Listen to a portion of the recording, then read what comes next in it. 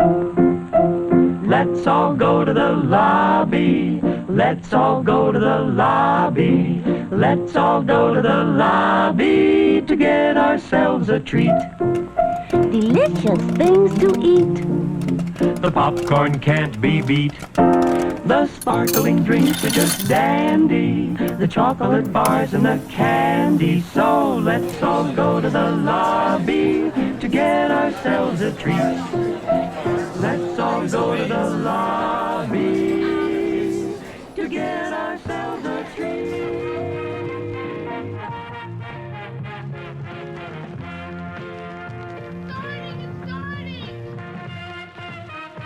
I'm a fan of classic movies.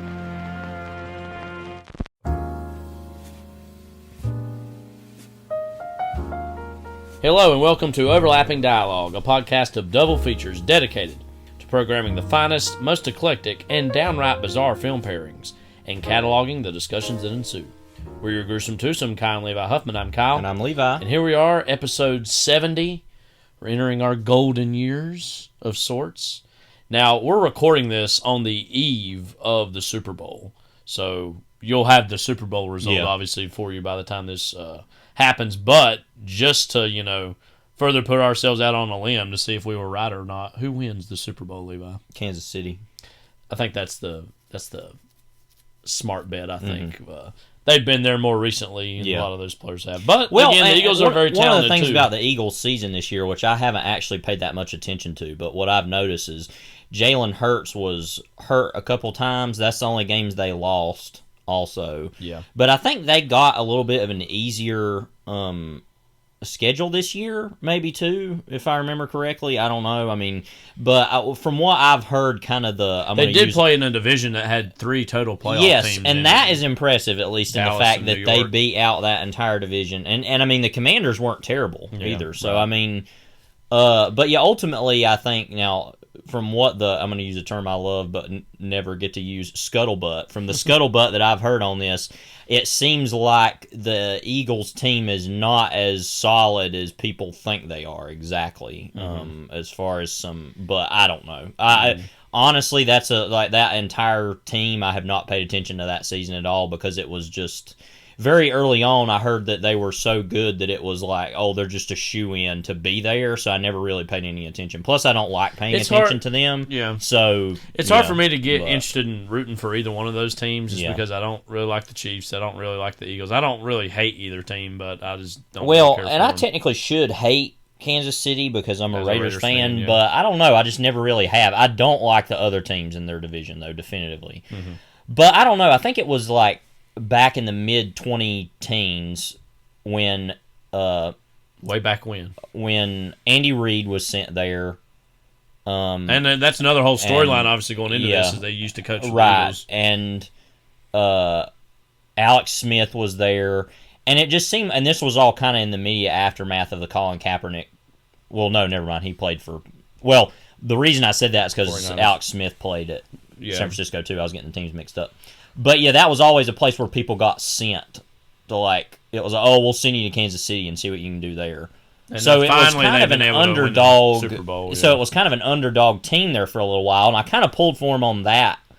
Now, I'd lightly root against them only because first of all, I always like to see more different teams be in Super Bowls. I don't like to see the same ones over and over. But also the other reason I think is that Pat Mahomes, I just think he is really exciting to watch, and so it's just I kind of lightly root for him. Like I said, it's also easy to root for them even when they're in the Raiders division because they're just so good. It wouldn't matter if I didn't like them. It's just like, why should I be mad at a team that's just going to do well? Yeah.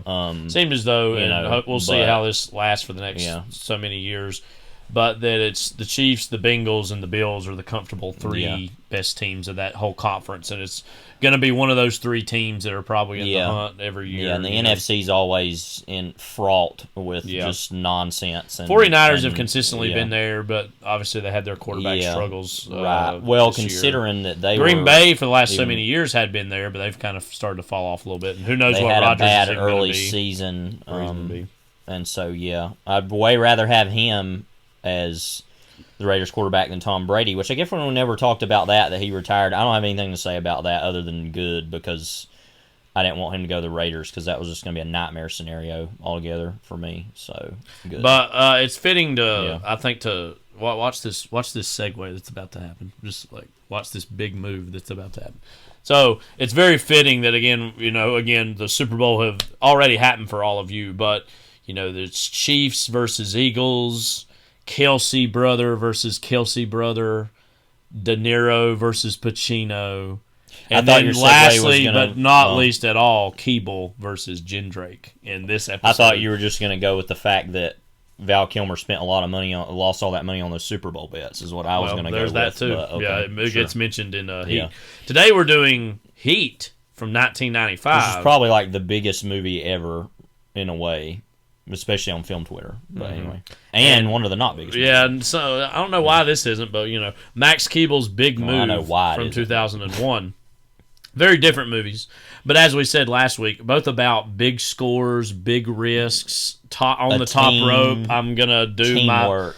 my big move. Antagonists. Yeah, I don't know. Antagony. Yeah, in general. Antagony. Yeah. Is that a word? No. Antagony? No, I guess it isn't. It should be though, it's right? Like apathy and antagonist went together. I don't know. And just imagine being an apathetic antagonist to someone who is in agony. Yeah. I feel like, to revisit Swordfish ever so briefly, because any chance I can take to inject Swordfish into any conversation, I'm going to do. Jendrake Swordfish, Travolta versus Jackman, is the big sell for that movie. That movie versus racism I feel like that it had in the movie. Oh, right, yeah. Right. Yeah. But Travolta. Now, hang on a minute. Thomas Jefferson.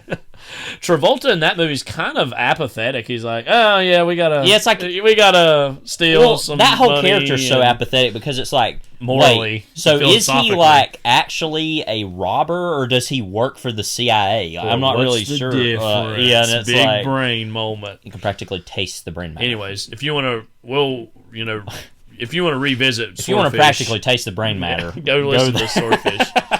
One of our earlier episodes. I guess it was. Way back when. And again, now we're in our golden years. Now we're on the rocking chair. I guess we're at our 2-year mark on this, aren't we? Yeah, I think we mentioned that towards the beginning of this year in terms of just being our second full year. So, what better way, though, than Heat, which, again, is one of those movies that from the very beginning of this podcast we knew we were going to be doing.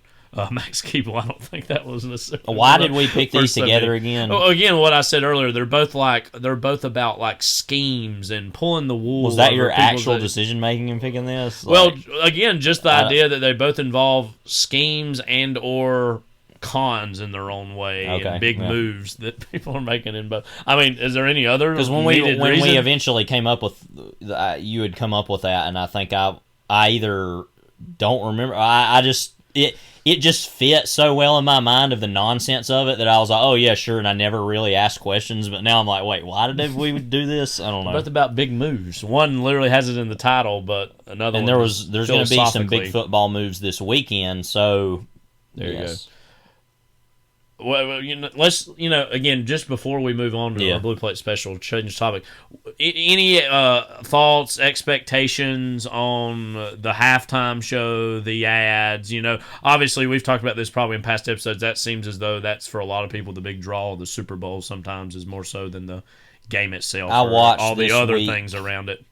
I'm gonna not answer your question. Answer it another way. This week I watched Super Bowl 11 on YouTube, and that was who? The Oakland Raiders versus Minnesota Vikings, which the Raiders, it was their first Super Bowl win. They had lost to, I guess, Green Bay in the Super Bowl 2. Mm-hmm. Vikings are still yet to win one. Yeah, because how would they have played Kansas City in the Super Bowl? That's stupid. But anyway, they were in Super Bowl 2. Yeah. Or Super Bowl 1. One. Anyway, so I watched that this week, and it was just amazing to just see a Super Bowl, a game, be played. Mm-hmm. A game. Which is not what the Super Bowl is football's anymore. Popularity has really jumped leaps and bounds since even the 70s. Yeah. But even like the World Series and the NBA Finals and other things back years ago. It was more about the actual games than it is. And I feel like those sports weirdly have maintained that. Yes. Adversely, well, also they're because, not. It's because they football's have so multiple popular. games they have to play. That's true, It's too. not just one game. That's true. In football, And, it packs it yeah. all into one Right. night. Which I think, honestly, is kind of annoying because it's like it all comes in, there's one game, and then it's over. And which I'm fine with, but ultimately, it's like it's just too much packed into one. Ultimately, it has been realized it's the popularity of football has increased, which has led advertising to just increase. It's so much so that the Super Bowl is its own thing that also it happens to include a football game, but is so much bigger. Even and than that's just all football. I try to care about, but it's so impossible to divorce oneself from everything else just because it's in your face all the time. I don't watch as much and- NBA as I used to, and I do try to watch the playoffs here and there. But there is something in a really good, either the finals or in conference finals or just the playoffs, that push and pull of going taking place over sometimes a week or more. World Series is like that too. And so that as primarily a football fan, American football fan, like I do kind of love the single game nature and then moving on of it, but at the same time I do well, that's what I liked the about the World push and Cup pull too, of is because multiple games. and that's different because it's a tournament style anyway. But there's just so many games played, and it takes place over weeks, and it's just the Olympics obviously. And have a similarly, thing, too. I just like that feeling of it only happens so many times, and it happens and then it's over. But it's just not bombarded with the advertising the whole time. Plus, soccer doesn't stop. Like there's no commercials until halftime. You're just gonna have to sit there and watch it that long. And so I know this is like screaming at a wall, as Minor Threat once sang about, but why I just really wish they would not do that. Not do the way they do it. I don't know. Rihanna's playing the Super Bowl halftime show. Literally, I'm not even saying I'm going to leave the room or anything, but I literally will check out for 15 minutes and then it'll be over. I really don't even remember what we said about the Super Bowl halftime show last year. Well, that one was at least but more that tolerable. actually was surprisingly okay, and I think that's actually the best case scenario is for because of the people involved are not total trash. It's like, okay, well, we have some old school the Bruno hip-hop, Mars which I one can from get through, not Bruno Mars. Well, he was fine years ago, but the weekend the year before that was kind of so. That one was pretty whatever. I mean, it wasn't even really all bad. The memes of him getting looked like he was trapped in the house or whatever it was. Oh, it was like in a fun house or something. Yeah. You had all the fun house mirrors. Yeah, I mean, and that's what aggravates me about this stuff is I remember, and I don't want to call out any of my good friends, but I remember watching this in college. There was a Super Bowl of 2020. It was the Super Bowl between Kansas City and San Francisco, I remember. And Kesha, I think, was part of whatever that one was. And there was a moment where she did the V sign and put her finger or put her with her fingers and put her tongue out, and that became a meme among J-Lo, Shakira, Bad Bunny, J Balvin, and then also have. I think Kesha was in that. She though. might have. I'm pretty sure. Anyway, somebody did that. And then that became instantly a meme that was going around. A lot of the people I was watching it with were talking about and laughing about. I'm just like, I'm here to watch the game. I don't really care about any of that. But also what was so frightening about that is how many memes were immediately made of something like that. All of this goes to show that we're not really getting... I mean, the football fans watch it, obviously, but the people we hear from are not the football fans. It's everyone else. It's the same imposter syndrome that we have when a movie comes out. I remember it was like The Dark Knight came out. Everybody's like, do I have to watch Batman Begins or can I just watch The Dark Knight? Do I have to watch Twin Peaks Season 3 or do I have to watch the rest of Twin Peaks before I watch Season 3? And it's like... Yes. And it's like you have to watch the football games before that. You have to make the football moves. All right. And it's just really disgusting to me, the way that people, I'm part of this now. And they have this whole pissy attitude about it, too. I don't care about the football. Why are you watching it? Yeah. Why are you? You're literally just you're literally FOMO. admitting that you are a capitalist pig. Is what you're doing when you do that. It's like the FOMO. I've got everybody else is doing it, so I got to do it. You're literally a capitalist. I know. Pig I saw Bill if Burr was once on Conan, and he's a big sports fan, and He was being asked by Conan about how his Super Bowl watching habits or whatever, and he says he hates going to parties because he literally actually cares about the game. And everybody's who's playing the halftime and what was the ad? What? And said he tapes it ahead of time and then doesn't watch for like 30 minutes and then he starts it and watches it like on his own. And fast forwards through the commercials. I've thought about honestly doing that because it pisses me off. I'm actually glad we talked about this because I'm ready to. It'll have already all been over by the time you're hearing this, but again, it's the eve for us, so we're just kind of thinking about it. The commercials are never good. Everybody, this stuff ain't. No, it's not. Like there are usually there's some that's like okay, that's the all last right. one that I liked was Puppy Monkey Baby. That was one that Puppy Monkey Baby. Puppy Monkey Baby. That was part of the. That was the. Puppy. Super Bowl 50. Yep, baby. Now that was Super Bowl 50, which that was the only thing we were happy about with that Super Bowl. I think. Yeah. Because that was Carolina lost that one. Right. I mean, Coldplay and Bruno Mars was all right, but with that, that's the thing. But all told, it's in just Levi's Stadium. Yeah, it just shows how disgusting that the whole thing is really because it's like, there's a football game, but like I said, the thing that aggravates me more than anything is the contempt that a lot of the viewership has for the thing, the football. I think I think people sometimes say that and they don't even mean it as strong. Even to say that is a pose in a weird way sometimes. And it's like they make fun. Like they make fun. There's a football game going on in my real concert. Yeah, it's like they make fun of the fact that they don't understand the game. Like the game, like this game's dumb because I don't understand it because I can't. They didn't change the game. I can't. Yeah, the game changed you, and I think you know what? I think that's where we're going to go into our Blue Plate special on that is the game changing. So load up on them wings, get them crab legs, that lobster, all those hors d'oeuvres. We gotta, we just gotta get into that Blue Plate special. Hi, Audrey. Mama, have a cup of coffee, please. Sure. I'll have what she's having.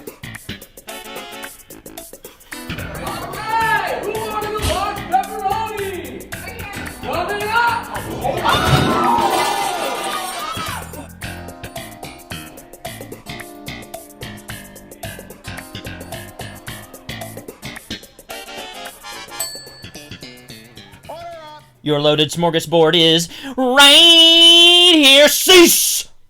Ooh, that's a preview of what's to come. We've got two movies. Okay. So we got one new release, one older movie, and then one really just big conundrum associated with that we're going to talk about here in a little bit. But first, I want to talk about this news story that came out this last week. We haven't talked about a lot of news items recently in a while, so I thought this would be a good one because this is something that we would actively actually see in our movie-going lives. A story came out this past week. I'm reading from the Hollywood Reporter here. It says, AMC theaters, seat pricing increase, a risky bet at a perilous time. The mega exhibitor will test whether customers will pay more for seats for a better view or less for worse seats. Think front row. I'm going to scroll down. This is the dumbest idea. Can I just go ahead and say, first of all, this is the dumbest thing I've ever heard.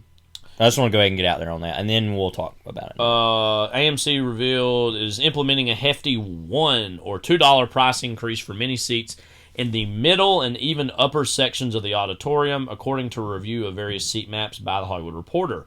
The new Sightline program borrows from the concert, stage, and sports industries and airlines.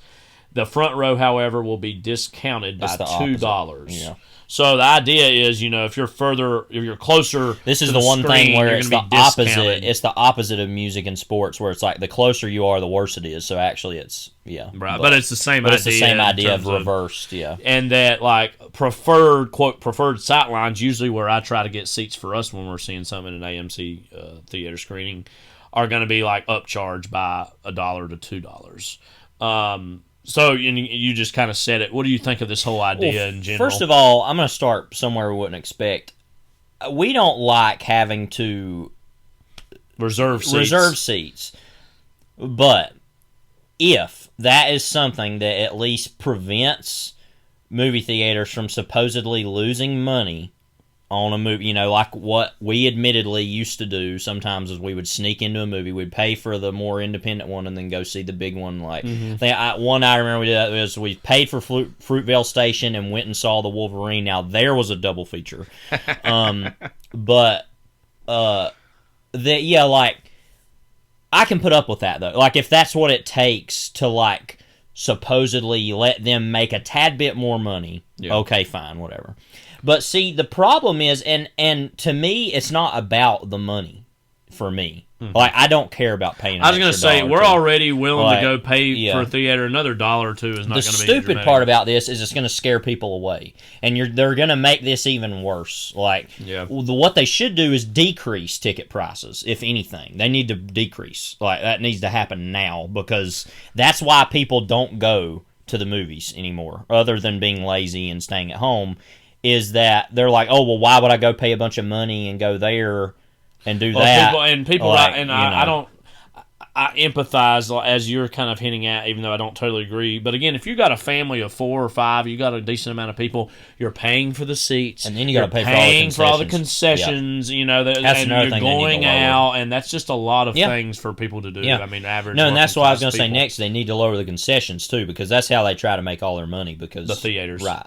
Yes. Now, as far as ticket prices, that would probably be a negotiation that happens between the studios and the theaters. So that's a complicated thing. Yeah, but still, I mean, it should be lower. I agree. Yeah, but I'm just saying. But yeah, if anything, the concessions are a bigger problem too. But also, isn't it so strange to you that like in such an infantile, impatient culture that we have, that there are people that are willing to wait for something to come to streaming? People are actually willing to do that now. They're like, oh, no, I'll wait. Or they red box it or whatever. Well, I think that speaks to them anyways, in part because there's such a glut of, quote, content that is being made all the time. They're like, well, I ain't going to watch it now. I'll wait till it hits later because there's so much other things to watch. But then they can't wait for a Marvel movie to just come out that way on Disney Plus. Like, well, more and more people are doing that. Well, yeah, but I'm saying like certain people are like, you know, that do that. It's just all screwed up. I mean, we all know because that. Those are now consistently even more so, and we've been charting the course of this over the history of this podcast. That's more and more like the only movies that are opening big still post-COVID are still the Marvel movies. I mean, like that and those like mid-grade horror movies that just make money. Or obviously Avatar, too. Right. I mean, or Top Gun Maverick. Yeah. Like, Which I think the thing about that was it was getting people into the theaters that had probably not been in a while either, older that's people. That's true, too. And also, that was a bit, and I mean, like, also, COVID had still, but that was like a movie that was finally, we were coming out of the COVID slump of movie it was right around it was Memorial Day. Yeah, it was around, and so, like, it was in the summer, and so that's and that part dominated of why. All the summer, Oh, yeah, so that's part of why is it was, like, the first summer kind of without bigger COVID restrictions. But yeah, ultimately, I just think that it's just such a wrong move for them to make. I think it's just a really bad idea. Like I said, for me, it doesn't affect me. I could care less. Like, I'll pay whatever, you know. But it's just a really stupid idea. It makes the theaters just look bad. Yeah, it's like a bad PR thing. And that's I do wonder how many people are just this is going to happen to, and they don't even recognize what's going on because they're already paying.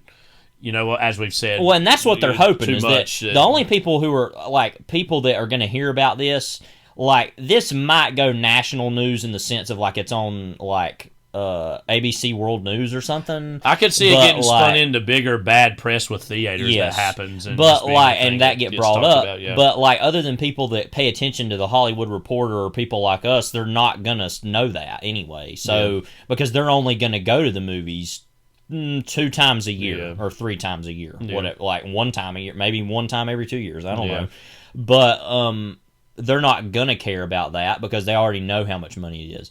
But it's funny because it's like it's both the people who never go and the people who go that don't care. It's that kind of middle ground that I feel like we're losing on that, you know, and that's a problem. And that's why I think it's so stupid because it's just making things worse for themselves. It feels very desperate. Yeah, I think that's the key thing, how desperate it feels. Yeah. And if the major theater chain like AMC or Cinemark or somebody came to you and said, how could we get people back into the theaters?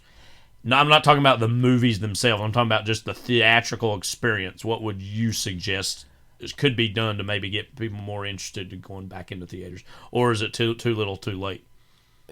Yeah, but it is. But I think well, first we've talked about the money as far as lowering prices. Yeah. Also, just being more clean. I don't know. Yeah. I mean, I know that we go to Hickory, North Carolina theater, and so there's obviously it's not going to be that great, but it's not as, I don't know how to say this. It's not as bad as it could be. No. It's obviously it could be better. Yeah, though, but like that, I think, like. You're getting subjected to a billion ads. That's the before a movie other don't help problem either. that takes too long. Get rid of the Nicole Kidman crap. We've been talking about that for a while. Like you go into like the movie we're about to talk about here in just a minute. We went and saw on the Dolby. I finally said Dolby, not Big D. Aren't you proud of me? Yeah. We went to see that, and it's like you get that, and then you get the Dolby thing of like the projector is still on, and it's like. I've been here about 45 minutes now. I'd kind of like to watch the movie I came to see. Thank you. I think we do have a genuine interest in seeing trailers. We want to see the trailers for but movies. even there's too many of those. There's like 20 minutes worth, 25 minutes worth. And I'm like, okay, let's get to this. Like, I mean, so... I've never totally understood, like, subjecting you, making me aware that I'm at AMC, you're at AMC. It's like... Yeah, I've got a vague idea that's where I've been the whole time. That whole thing. Advertising for a place you're already at, I've never understood. That whole thing should have been the whole Nicole Kidman thing. And I know you're talking about stuff before that, too, but the whole Nicole Kidman thing should have been a Super Bowl ad. Right, and then we're done. Yeah. Why are you showing it to me now? I don't want to. Or showed it for like a week or two. Or even do like, I think this, like... I don't know how to say this. Just to be like Nicole Kidman doing that, I don't know if that's Super Bowl ad worthy, but to have her and Tom Cruise being in it together, and the whole like, oh, they used to be married and they were in Eyes Wide Shut together. All the bozos will be saying that, right? Well, Days of Thunder. Days of Thunder will be the biggest one people say.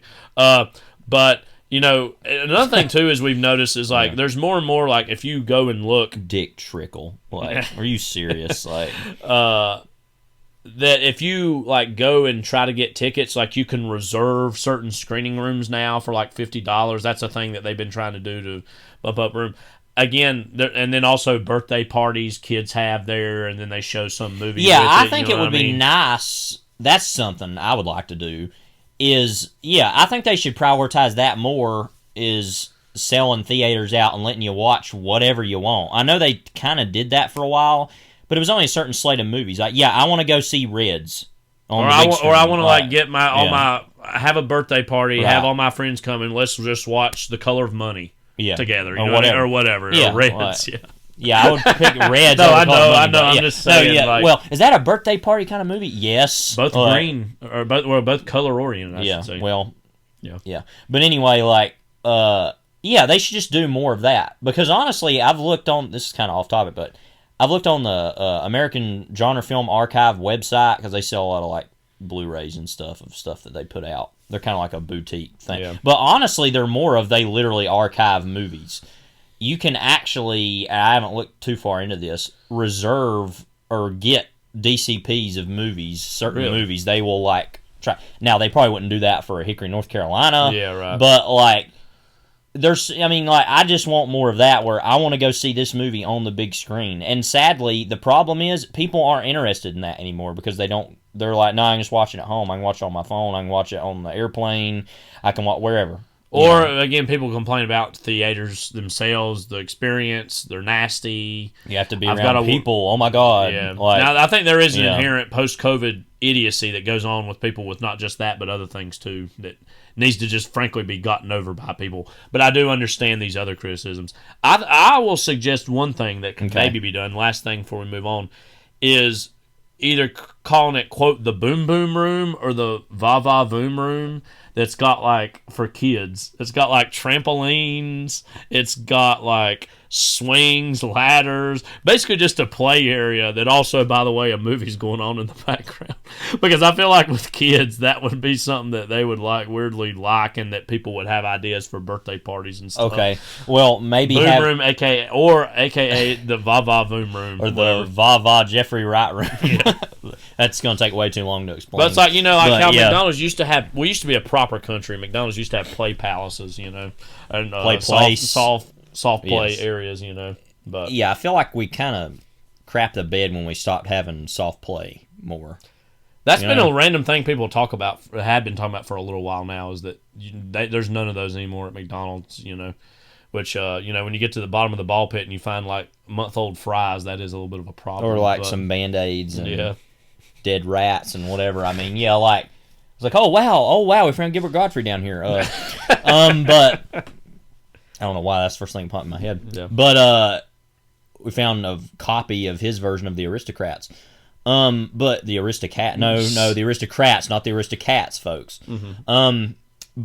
Yeah, I mean, that actually sounds interesting. I mean, but so would that like be its own theater? You're saying? No, Okay, because when I hear that, I'm thinking of like that little like alcove they've got in the like middle of this would be its own like custom where the built arcade screening is, room. which like.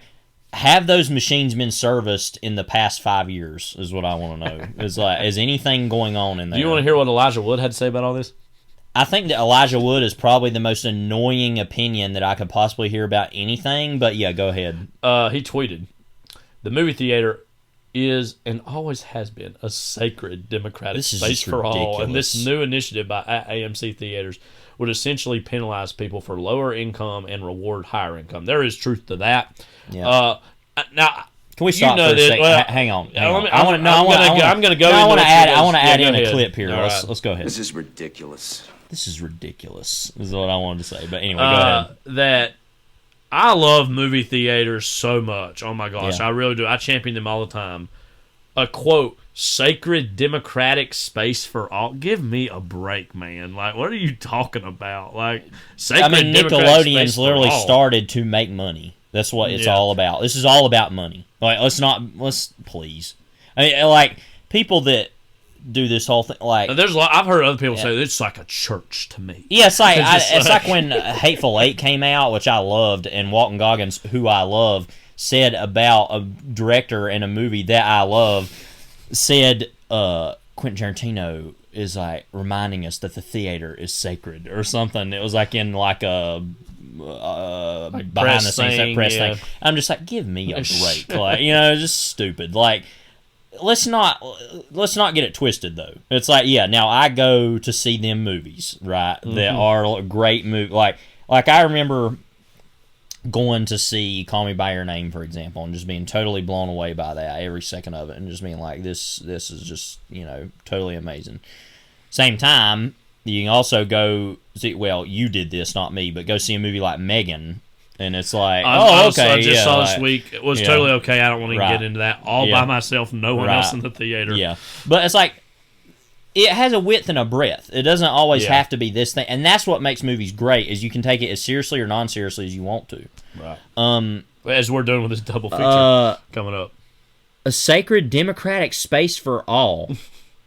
What the hell? Like, that's ridiculous. He's a totally ridiculous. I do agree with the idea about it being a money thing that could hurt lower income people. Yes. And higher income. Definitely. Sure, Yeah. Well, and also that's a whole problem with this. Not only this country, but the West in general, is that it's just not the West that John Ford's talking about. No, ma'am. Talking about the international West. Yeah. You all know. You were in model international West, global South. Not really. Western Hemisphere. Yeah. Something about the global South always just makes me laugh. I'm like, we're living in the American South. Anyway, the problem with the West, yes, in general, is just all the prices are going up, and so it's just like nobody can do. Those people don't feel like they can do anything, and then sacred democratic space for all. Right. So I agree with that statement. Otherwise, he's a total joke. Yeah. Whose career has been based on one thing, and it's called North. The global North. Speaking of film, wasn't that movie? Yeah, it was called North. I always think it's North or it's Oliver. I guess because Oliver North. I don't know. That movie that was supposed to be it was really Rob bad. Reiner, I think, directed it. It's got a reputation for being apparently one of the worst movies. Some people say it's like one of the worst films ever made. Because I heard he was on a podcast here a while back. I think Ebert despised it. There's like a whole thing about all the things Ebert said about it. He was on the King cast, that kind of about Stephen King. Yeah. Talked about that movie, the guys that were talking, they were like, oh no, it was actually wasn't that bad or whatever. I'm like, oh please, you're shoving that up his ass. Anyways, Knock at the Cabin from 2023. When that titular knock happened, I lost my bowels. No, I'm just kidding. M. Night Shyamalan movie. It's a movie that happened. It turns out there's a knock at the cabin. It turns out there was a knock at that cabin door. There's a lot of places we can go with this. I don't know how much we've talked about M. Night Shyamalan. We talk about old way back when? Yeah. I think we did a little bit. Yeah. I don't know. I don't remember. What are your general thoughts on M. Night Shyamalan, what you've seen? Perfectly fine. I mean, I think that he's beloved. He's trashed. For me, I'm pretty in the middle because I haven't actually seen that many of his movies, but what I've seen, I've mostly been impressed with. But ultimately, I mean, my kind of line on him is I'm just glad there's somebody like that that's still making movies, because I know that and continues to do so, and is an institution that continues to make money, because it makes sense he was a thing back 20 years ago, right? You know, with The Sixth Sense or Signs or The Village or whatever. Or Unbreakable. Yeah. But the fact that continues is impressive to me, and I'm happy about that. So I'll always champion whatever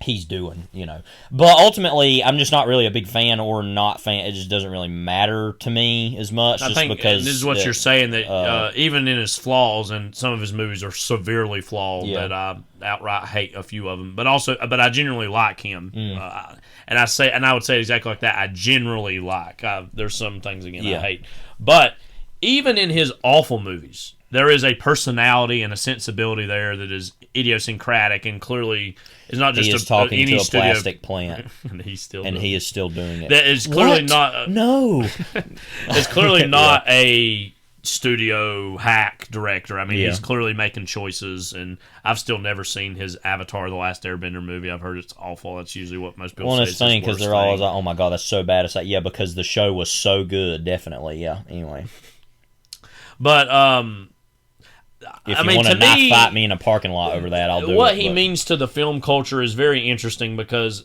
I bring this up all the time, because to me it just says a lot of him and the time in which this happened.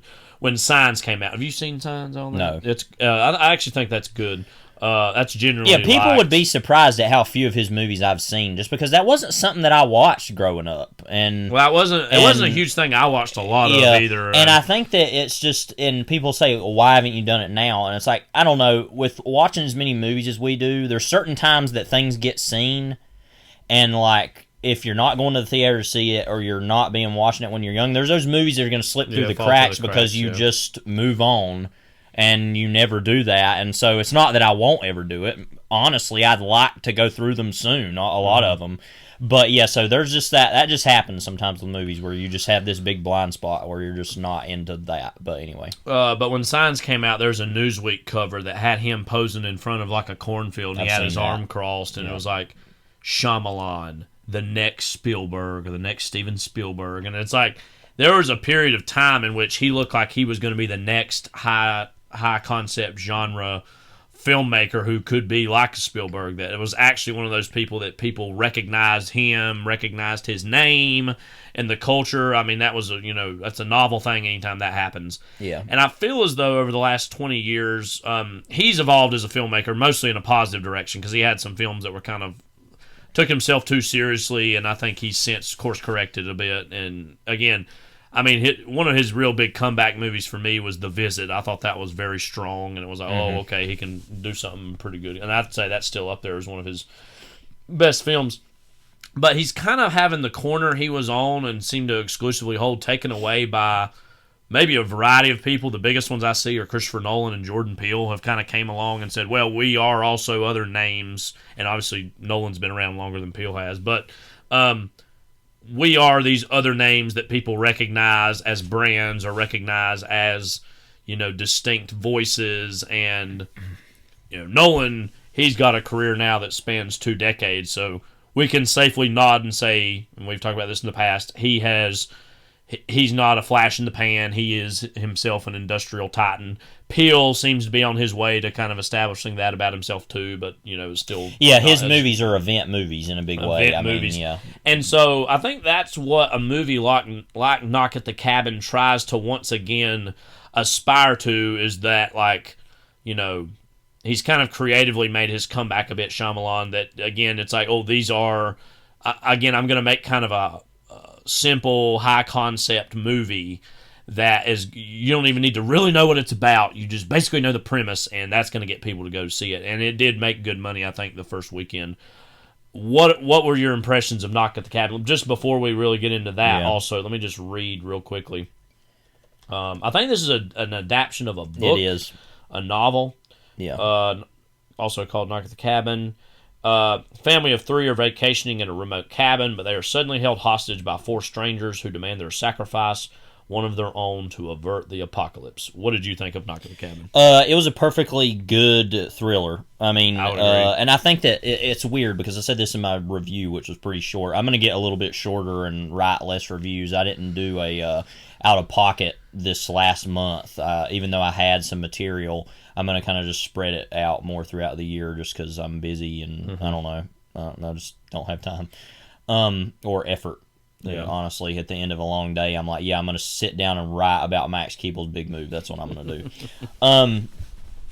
But I said this in my review that it would be stupid to say that people don't remark upon him being adept at making technically adept at making thrillers, but that's mostly what I walked away from the movie with. Is it's just a really well made thriller, which strangely was all in the daylight. Because did you notice also that like a night passes and we don't see any of it at all? Yeah. It's just like, oh no, it's morning like now. The characters are going to sleep, and then the movie and they just do, skips ahead, I guess, because we never see it. But it's like it was a conscious decision to do that. I thought was interesting. And it all happens in one room, really. I mean, there's not a whole lot to that house in general.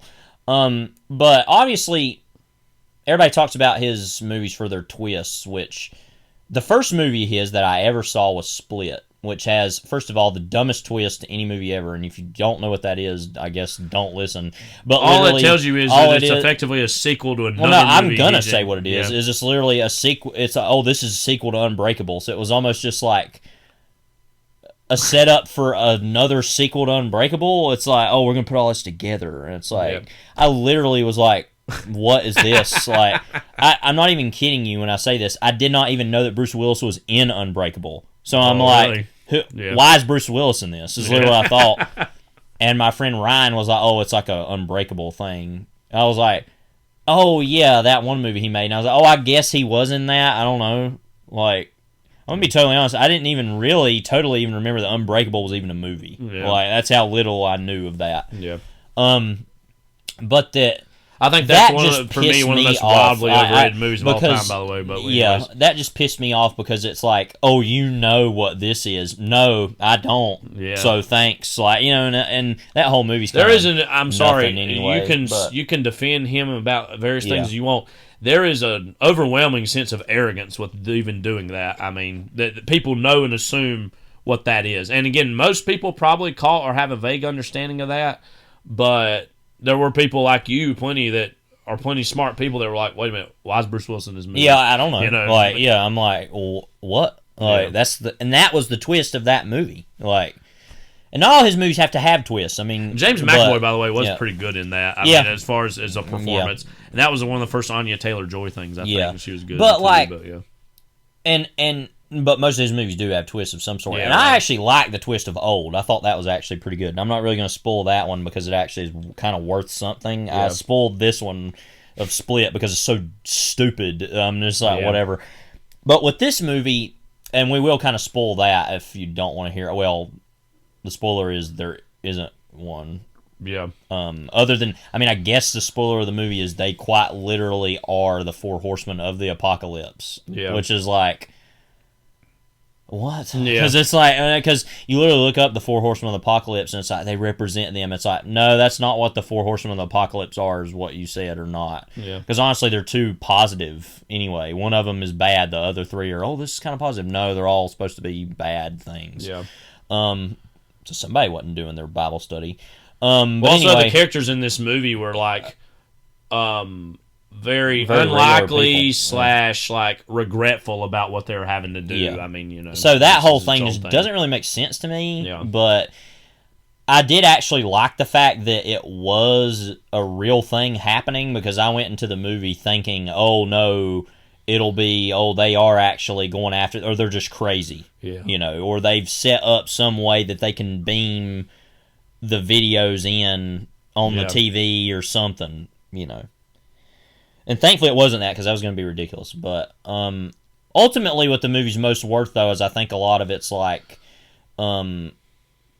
queer, I won't even want to say subtext, because that's kind of what the whole movie's about, is discrimination. Yeah. And I think that was, for me, also the most memorable thing about it, because the story itself, I mean, it resolves itself in a fairly conventional manner. Yeah. But, like, the two actors. Well, I think it was Jonathan Groff, of course, Ben Aldridge. and then Ben Aldridge. Yeah, I think Ben Aldridge won the movie for me. I Yeah. thought he was really good, and I've seen him in maybe something else. He was in that. Oh gosh, what was it called? Spoiler alert! That movie you know about, because that movie that was that the name of the movie? From yes, okay, yeah, that movie with the guy that was Michael in, Showalter randomly. Yeah, right. Yeah, because I Jim thought Parsons, he looked familiar, but yeah, that Sally Field. That he's also in a movie called very interesting. Well, it was a TV show called The Devil's Whore. So yeah. Anyway, but yeah, this. I remember us watching the trailer for Spoiler Alert, and it's like, this looks like a humane version of Bros, because that movie basically yes, and there's a lot of queer people didn't even really like Bros. I know, so yeah. But that was a novel aspect and idea of Ben Aldridge's character, how protective and in many ways angry he is based on all the discrimination he and his husband have faced over the course of their relationship, even from his own family and all these various things. So I actually found that to be a very interesting. So that to me kind of justified the movie just being fairly as conventional as it was. I think it would have been better if it would have taken more risks narratively. But, I mean, again, as you said, and he's been a good director of movies, of a craft, from the very beginning, going back all the way to The Sixth Sense. But I think, as he's gotten older, he's becoming even more refined in that. Mm-hmm. And that his films are, maybe for good cause, being less reliant on the twists, on the screenplays, on the ideas of them, and again, some of his earlier movies, even the good ones, sometimes stumble over their own ideas or their own self-importance. But that, to me, was a novel, and I would imagine that was probably in the book, too. I would imagine that it was that whole queer anger or queer rage in a protective, for the safety of your family context. That actually was new and different, and so I'll give it credit for that. And there's been a lot said about Dave Bautista as an actor. I think he's got better and better over time. He was a really good villain in this, and villain even feels like a strong word because he's someone who's very regretful about everything he's having to do and doesn't want to do this. But yeah, I feel like one problem with the movie is that it sets up the whole Rupert Grint aspect, and then it is like, wait, so that didn't mean anything? So he was one of the guys who had kind of assaulted them in the past, and so Ben Aldridge's character kind of recognizes something about him, and he's like, "Wait, are you the one?" And then we get like a flashback that illustrates that. Yeah, but ultimately, it was a perfectly fine movie. But so it didn't have to be anything to me though either, because it's just like, okay, yeah.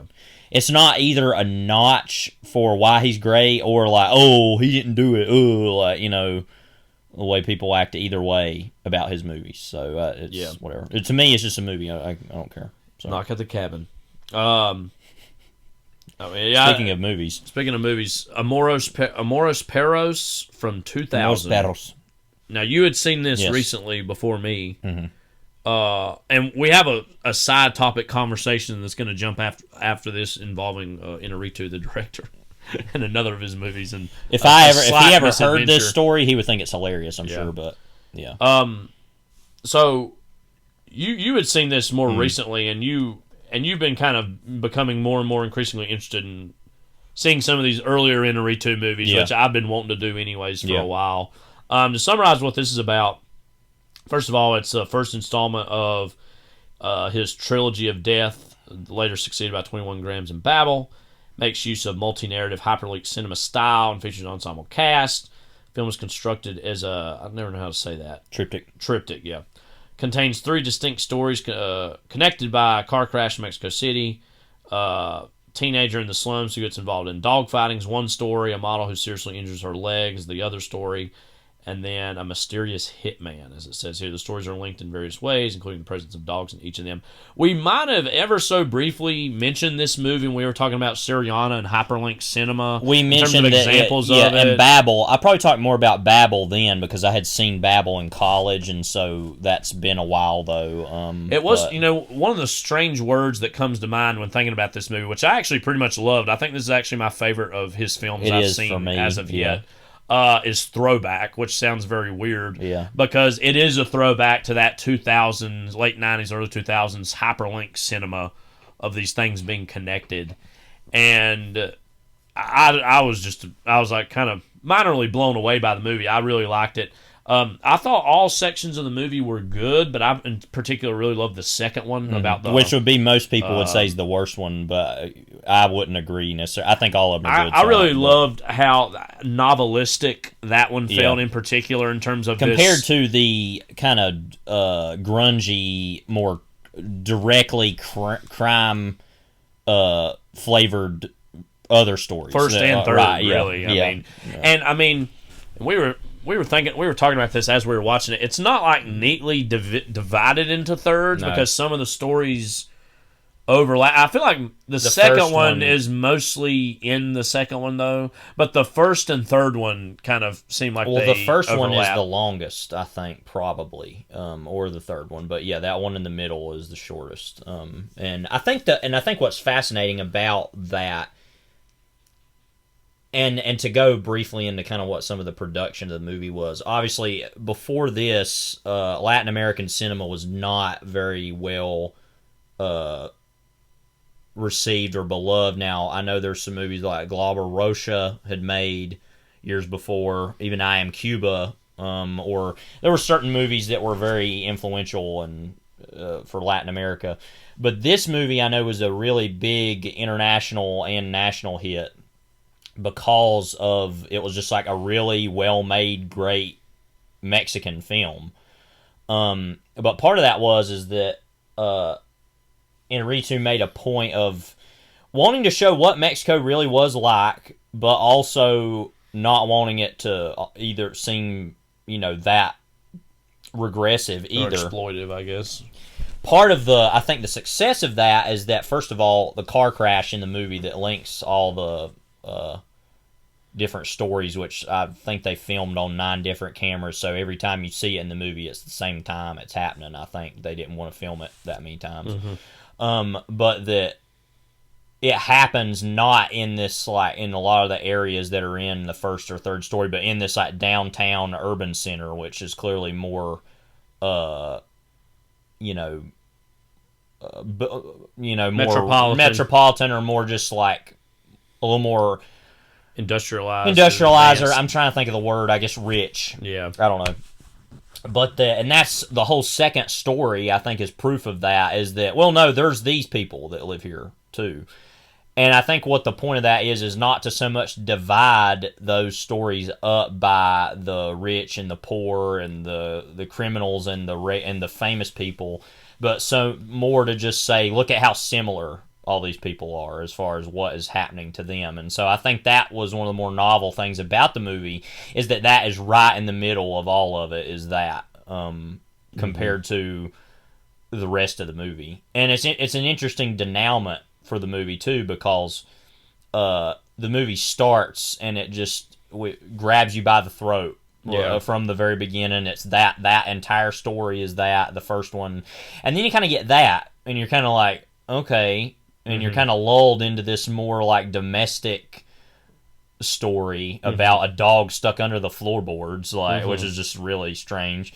And there's, like we said, there's all this like metaphor in that I don't even care what it means. It's just so interesting to me. And then you get the last story, which I feel like is the one that he's betting kind of the whole farm on in its own way. Is the redemption of that story kind of has to work, or the whole movie doesn't. I do work, scratch my head a but little bit about the Hitman storyline at times. I'm like, it feels a little, because most of the characters feel like they're being impacted and are responding to the story. That Hitman character almost feels like he's above the story at times, and feels like he is like, not exactly the narrator, but he is dictating the direction of everything else. And sometimes that makes me scratch my head. I think the connection there is that him saving that dog from the car crash, which had been, shot just before that, is an emotional redemption for him of like deciding he's not going to kill that guy in the end of the movie, and he's like, no, I'm going to let y'all sort this out. And that's him deciding to not be that person anymore. So I think that's why that's connected to that. Is that makes sense. But no, I get what you mean, because that feels kind of like, okay, what's all going on here? Why is he doing all this? And a lot of that's also a lot of stuff that's off screen earlier in the story of the whole thing of his life earlier in the movie, or earlier in his life of being like a guerrilla fighter. And honestly, that's a movie I just would like to see in its own, is just a professor who becomes a gorilla. I think would be interesting.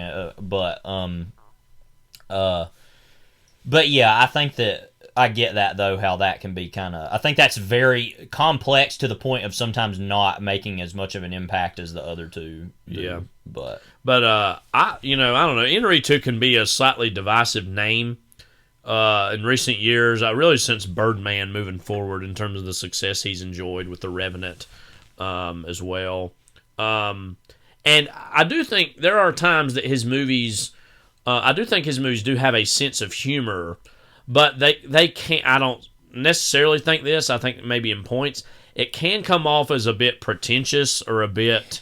I remember talking about the overall, and I think that some people are turned off by that, and so I can kind of understand why some people are not as big into his movies. I remember talking about The Revenant with people before, which I love. I think that's a really pretty great movie, which has flaws. I don't think it's like a 5-star great movie or anything, but particularly some of the early sections where the Native Americans are attacking the trapper camp, and his movement of the camera is very particular and it seems kind of pretentious. I get it, but to me it's just so confident and so studied, and to me it just works. But I understand how that could be the case with other people. But I think what people love about this movie too, and I think it is one of his more beloved of Amores Perros, is that it is so propulsive and so in your face and so just immediate, and that it, I think, like I've said, the stuff with the dog fighting in the movie, when I was first watching it, I was just like, I cannot believe that I'm watching this. And thankfully, none of that actually, they made it look more real, obviously, than it was, and they took care of the dogs and everything. But you had told me a lot of those details, but even watching it and knowing that they were safe, it was still very hard to watch. Then. I'd never seen a movie like, now of course you've seen more than me, but third world counter cinema and stuff that's just bad. That's definitely live murders happening actually on camera, like Tuki Buki I've seen, where there's just literally, or even Apocalypse Now, where there's literally cattle being murdered on screen. But this felt different because I think that obviously seeing things happen, and I'm not even a dog person, but seeing those things happen, it just immediately, it's weird to say this, you're either going to be totally turned off by that, or it's going to endear you to the movie of the the reality of the movie is so bracing that you're gonna accept it or you're not, and so thankfully, obviously, I could get through that by knowing that it wasn't real. And that movie probably would not have been as released if it had been. But I've just never really seen a movie like that, even for that time period of movie, of those. Because we've seen all those hyperlink movies. We've talked about them on here a lot. This was one, though, that I hadn't seen, and so it's a lot like these other ones. And like you had mentioned, I think one of the problems with the movie is it has too much of the other sections in other sections. It doesn't feel... And I'm like, why don't you just either do it all in order or leave each of them alone? And that's kind of something that I was like questioning throughout, which I think is kind of a flaw of the movie. Yeah. But ultimately, that all doesn't matter so much as I think the emotional and narrative weight, I think, is, and I think really impressive. Thematically, it all works in the sense of all the stories, all three stories, are about characters who have plans, characters who are like compromising themselves to fulfill such plans, and the obviously moral, ethical compromises that undergoing those things about themselves has on them and those around them. And so I think subject matter wise, they might not look like they would all fit, but I think they do. And interestingly, the puzzle of it, the final story is the end result of all that. It's like, no, he already made all those choices like these other people are making, and now he has to decide whether he wants to have a redemption from those decisions. And unconsciously is carrying the weight of those stories that he might not have been privy to, but the movie itself is thrusting on such a character's actions. And I think that's very interesting as far as you don't normally see something like that. All of them have to have these definitive, like, oh, they did this and they did, but that's all more cumulative, I think, like you said. But so the Criterion Collection put this out some years ago, right? I think. Yeah, they kind of were producing this whole version of it right when COVID was happening, because it came out in 2000, and so it was kind of like the 20th anniversary of the movie. So all the special features are all basically on Zoom, which was interesting. They kind of did that for a few years on other Criterion editions, but yeah. So that's the Moros Perros. Highly recommended. I thought a lot of it. And again, it came out the same year as Traffic, which I think is we talked about this back with Siriana's. This whole hyperlink mode of movie has really fallen out of favor, I feel like, in the last so many years. Yeah. And I kind of, again, I can understand some of the criticisms, as we talked about way back when with Siriana, but I still think that this was an exciting brand of movie, and something that will probably be revisited in newer versions. And they're doing versions of that. I know Bollywood, I think, makes some versions of that still. I know there was one a couple of years ago. It's named like Super Deluxe or something like that. I know that was kind of well received as far as a version of that. Still, yeah. But yeah, that was very much of that time, and. It's always interesting to go back and watch another one that you find of a version of that. Because again, it's that. I mean, we were children during that era, and I'm a little older than you, obviously. But whenever I watch a movie from that era, and again, this was in Mexico, but still, nonetheless, it was of the late '90s, early 2000s. It's so strange because it feels like just yesterday, but then it's like, oh wow, this is 20 years ago now. So it's a very strange feeling. So speaking of very strange feelings, I'm going to let you take the lead on this. So, let's start the story with this. 21 Grams was his follow-up to this, right? Inarritu's follow-up. Which has like Sean Penn, Benicio del Toro, and Naomi Watts. And you very naturally, as a fan of Amores Paris, was like, oh, let's order us a version of 21 Grams because I want to see we'll see how that is, and I'll let you take the lead from here. Yeah, because I don't think it's really on, like, streaming. I mean, you could probably rent it, but it wasn't on any streaming easily. So I buy this from Amazon. 21 Grams. I think I've talked about this in the past with problems I've had with Amazon as far as this goes, because they have multiple times sent me wrong products or defective products. The first time this happened was with Husbands. Now this wasn't actually their fault, but they sent me Husbands on Criterion Blu-ray, the Cassavetes movie, and there was no disc in it. Yeah. I got another one. They immediately sent me one. It was like, okay, that was fine. Later on, I still haven't bought we still haven't watched this yet, but I bought Battleship Potemkin. Yeah. from Kino. I think, but that was through Amazon, I'm pretty sure. They instead send me Divorce Italian Style with Marcello Mastroianni, however you say his name. At first, I thought that was so random. I was like, I kind of like to keep this in because I think this is a Vittorio De Sica movie. I'm pretty sure. Yeah, and which was like in the '60s at that point, but well after Bicycle Thieves and there was another film Vittorio called De Paisan. Sica, yeah. But anyway, but no, I eventually sent that back. They sent me Battleship Potemkin. So this time, they really went out of their way. That you won't believe it. And by the way, this is on my Instagram account, which I know you can't see, but because if you don't follow me on Instagram, you won't be able to see it because it's private. But I will get Kyle to put up a picture of this on the Overlapping Dialogue Instagram story. Yeah. So this will already be spoiled for you if you've seen that by now. But they sent me. Well, first of all, okay. So I get the package.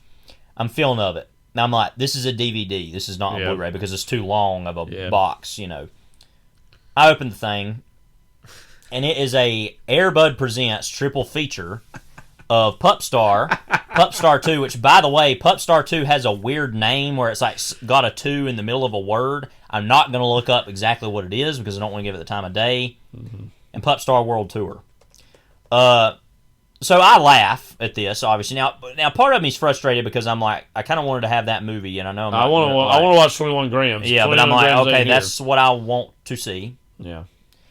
I'm like, okay, so I send it back. Well, you send it back, of course. Yeah, you'll find. Well, I haven't even sent it back yet. It's one of those things where you put it in motion, and they already are sending you one, and they say you have to send this back by March or whatever. And I immediately was going to do it pretty soon. I send it back. I get the movie again. What do you guess is in there? 21 grams on Blu-ray, right? No, it's the same friggin' DVD that they sent the first time of Pup Star 2. And Pup Star World Tour. I literally lost my mind at this point. I was like, "Are you serious?" Like at that point, it was hilarious. It was just like, so we got to break down and talk about this. So first of all, it's clear that Amazon does not have a 21 grams Blu-ray. And by the way, I bought this on eBay by now. Waiting on that. Going to be a few days still. That'll be this Tuesday. I meant to tell you, by the way, we were sitting in a Mexican restaurant thinking, we need to big time on VHS the Tom Waits movie. I want to bid on that. So how much you pay? $20? $20. Okay, good. We'll see what they send us on that. But normally eBay. Now I've never had a problem out of eBay particularly. Now I did buy a CD of the Zwan album, Mary something of the whatever. He always talking about. You ever notice Billy Corgan's always like Mary? The name Mary. What is he like? Lost Fairly Brother or something like.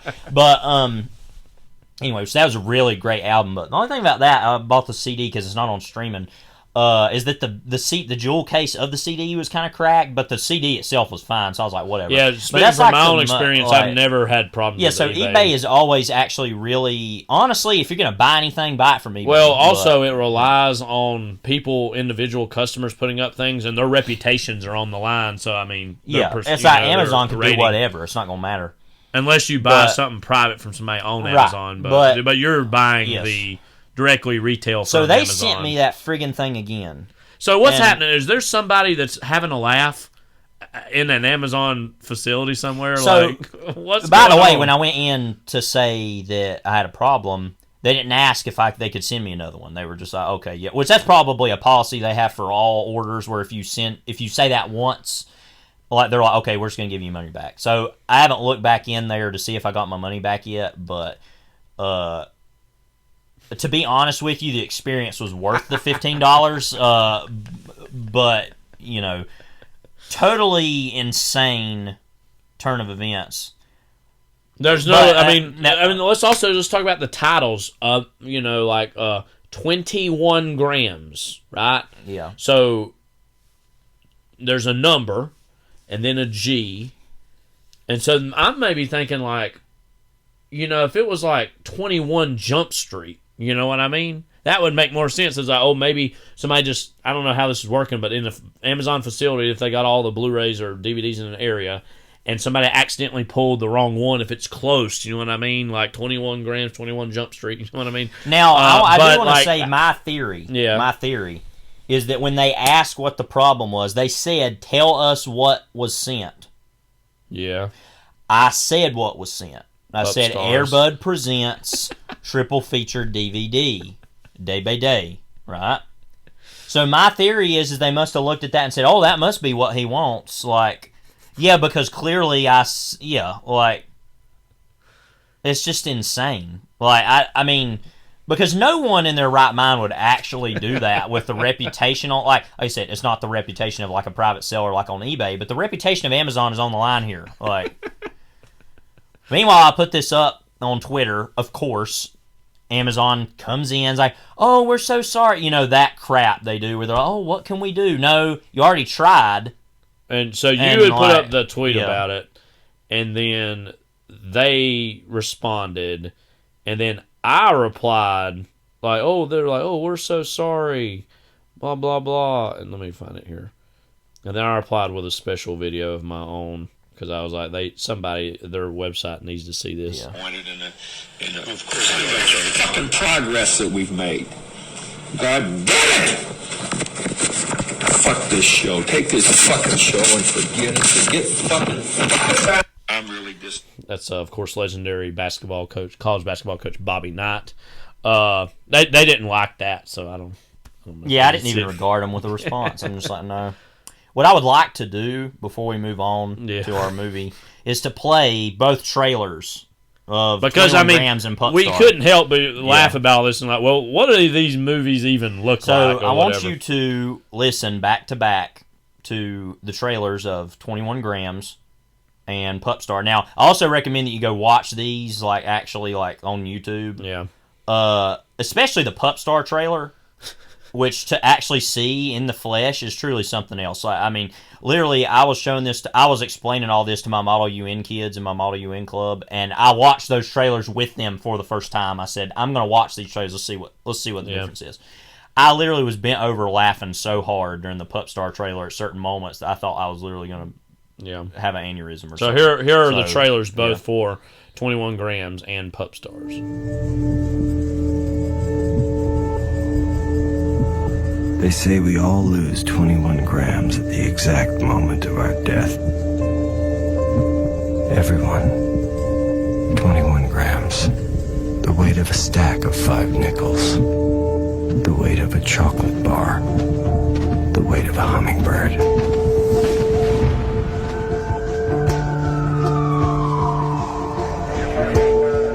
What happened to my family? Whoever looks for the truth deserves punishment for finding it.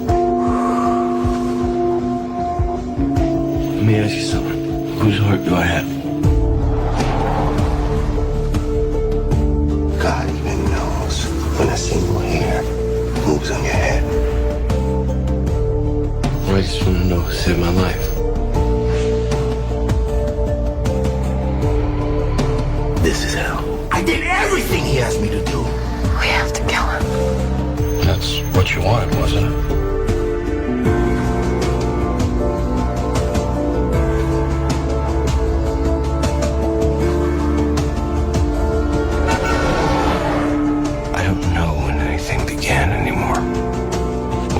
It's going to end. They say everyone loses 21 grams.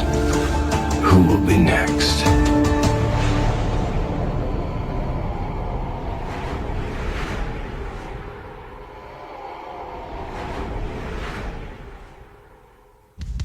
Welcome everyone to the world's most popular talent show, Pup Star! Let's meet our judges. Lady Pawpaw. Doug Gnarly. Iraman. Blake Shelty. And Simon Growl. Hi, yes, boo-hoo to you too. Whoa, you gotta rock 'em dead. Rock 'em dead. I'm so gonna win again.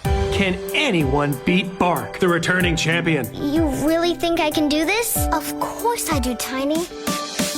Someone pulling me through, yeah. This is a big problem. From the creators of Air Bud and Air Buddies. The Yorkie's threatening my win. I have a plan. Oh no! Help!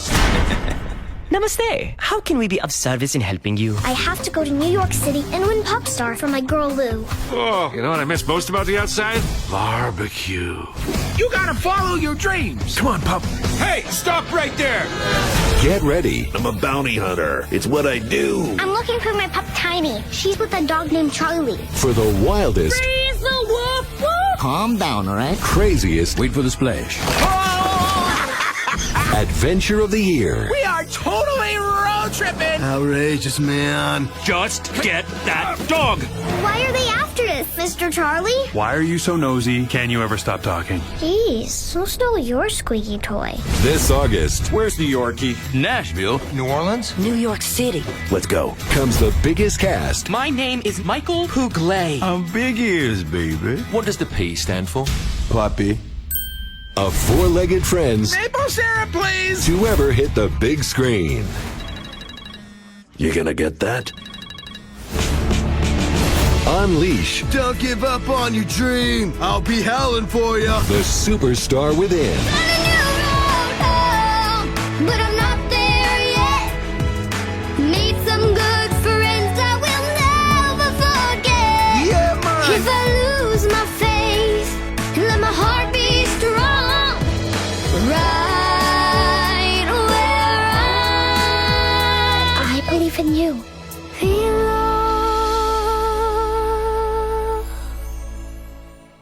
Well, now that's a double feature. Yeah, so like, so first of all, I want to talk about the 21 Grams trailer briefly. My favorite whole part of that was they say you lose 21 grams when you know, or whatever he's like, the weight of a stack of nickels. Like, and it's like, the weight of a chocolate bar or something. And then that whole trailer, you didn't get to actually see this, but in the trailer for Pup Star, there's literally a bounty hunter that is a dog. So it literally took Dog the Bounty Hunter, but actually, like, yeah. All you had to do was listen to that to tell how different they are. That's kind of the point. That's kind of the juxtaposition. But again, I'm just like fixated on like even the first time, because I think what happened the second time was probably what you said in terms of you told them what you. I mean, got, I don't know that and that's then, what like, happened. Yeah, but that's yeah, our assumption. Right.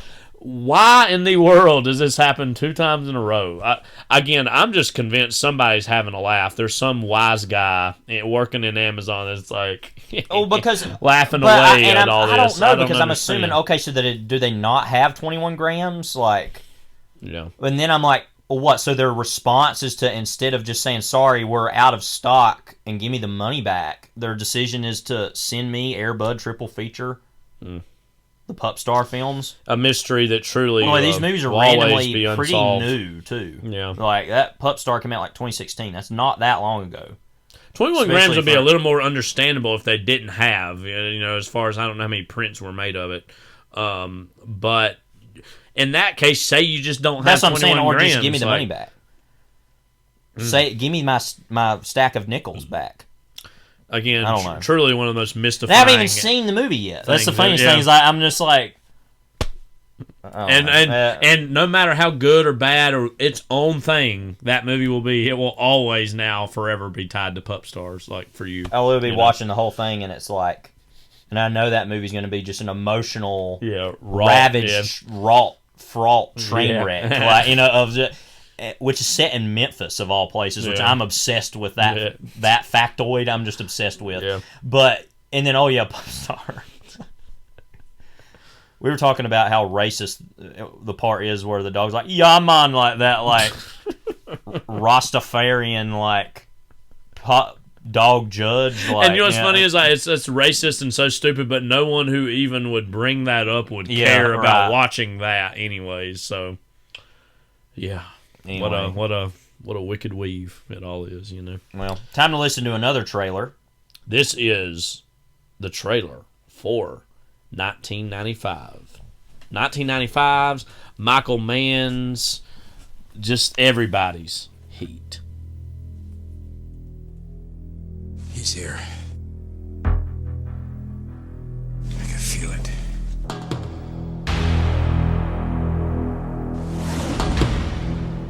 You search for the scent of your prey, and then you hunt them down. That's the only thing you're committed to. It keeps me sharp, on the edge, where I gotta be.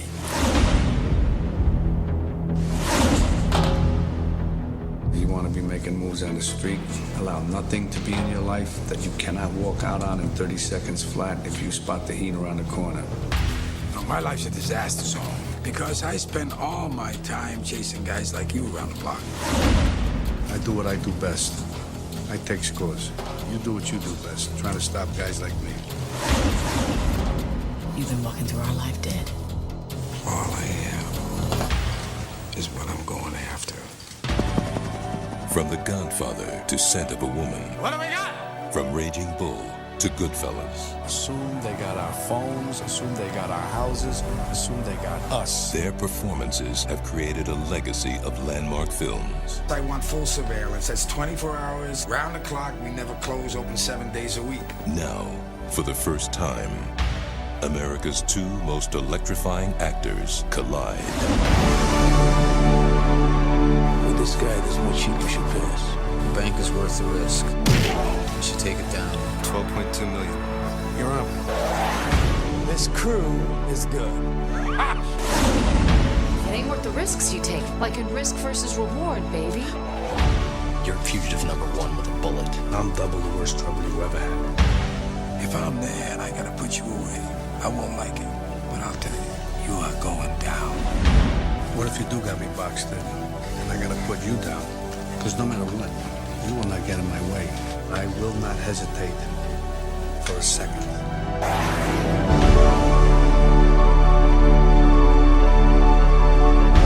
Al Pacino, Robert De Niro, Val Kilmer in a Michael Mann film.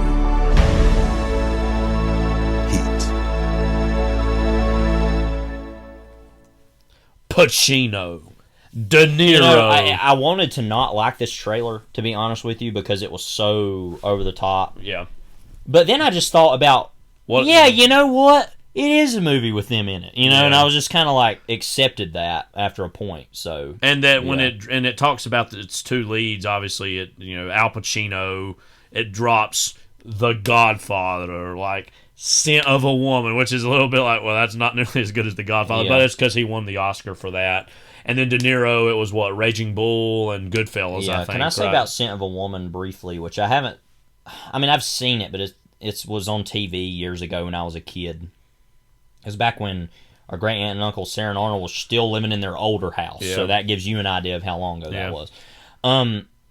But there's that scene in the movie where Chris O'Donnell is like being held at gunpoint by Al Pacino. And he's going to kill himself. Who is blind. Yeah. Or no, that's part of what it was. Is he was trying to stop him. Yeah. But that scene is supposed to be so serious and important, but it's just so laughable. Like even then, I thought it was funny. Like as a kid, that movie has one big endearing legacy. Excuse me. And it's that Paul Thomas Anderson was watching it and saw a very young Philip Seymour Hoffman in it and said, "Oh wow, I want to work with him." And that's like the biggest legacy the movie has. Really. And yeah. So, just insane, Heat from 1995, in many ways, the granddaddy of them all. We've talked here and there about like end of the century 90s art. Yeah. I don't think this evenly fits into that, but I think there are elements of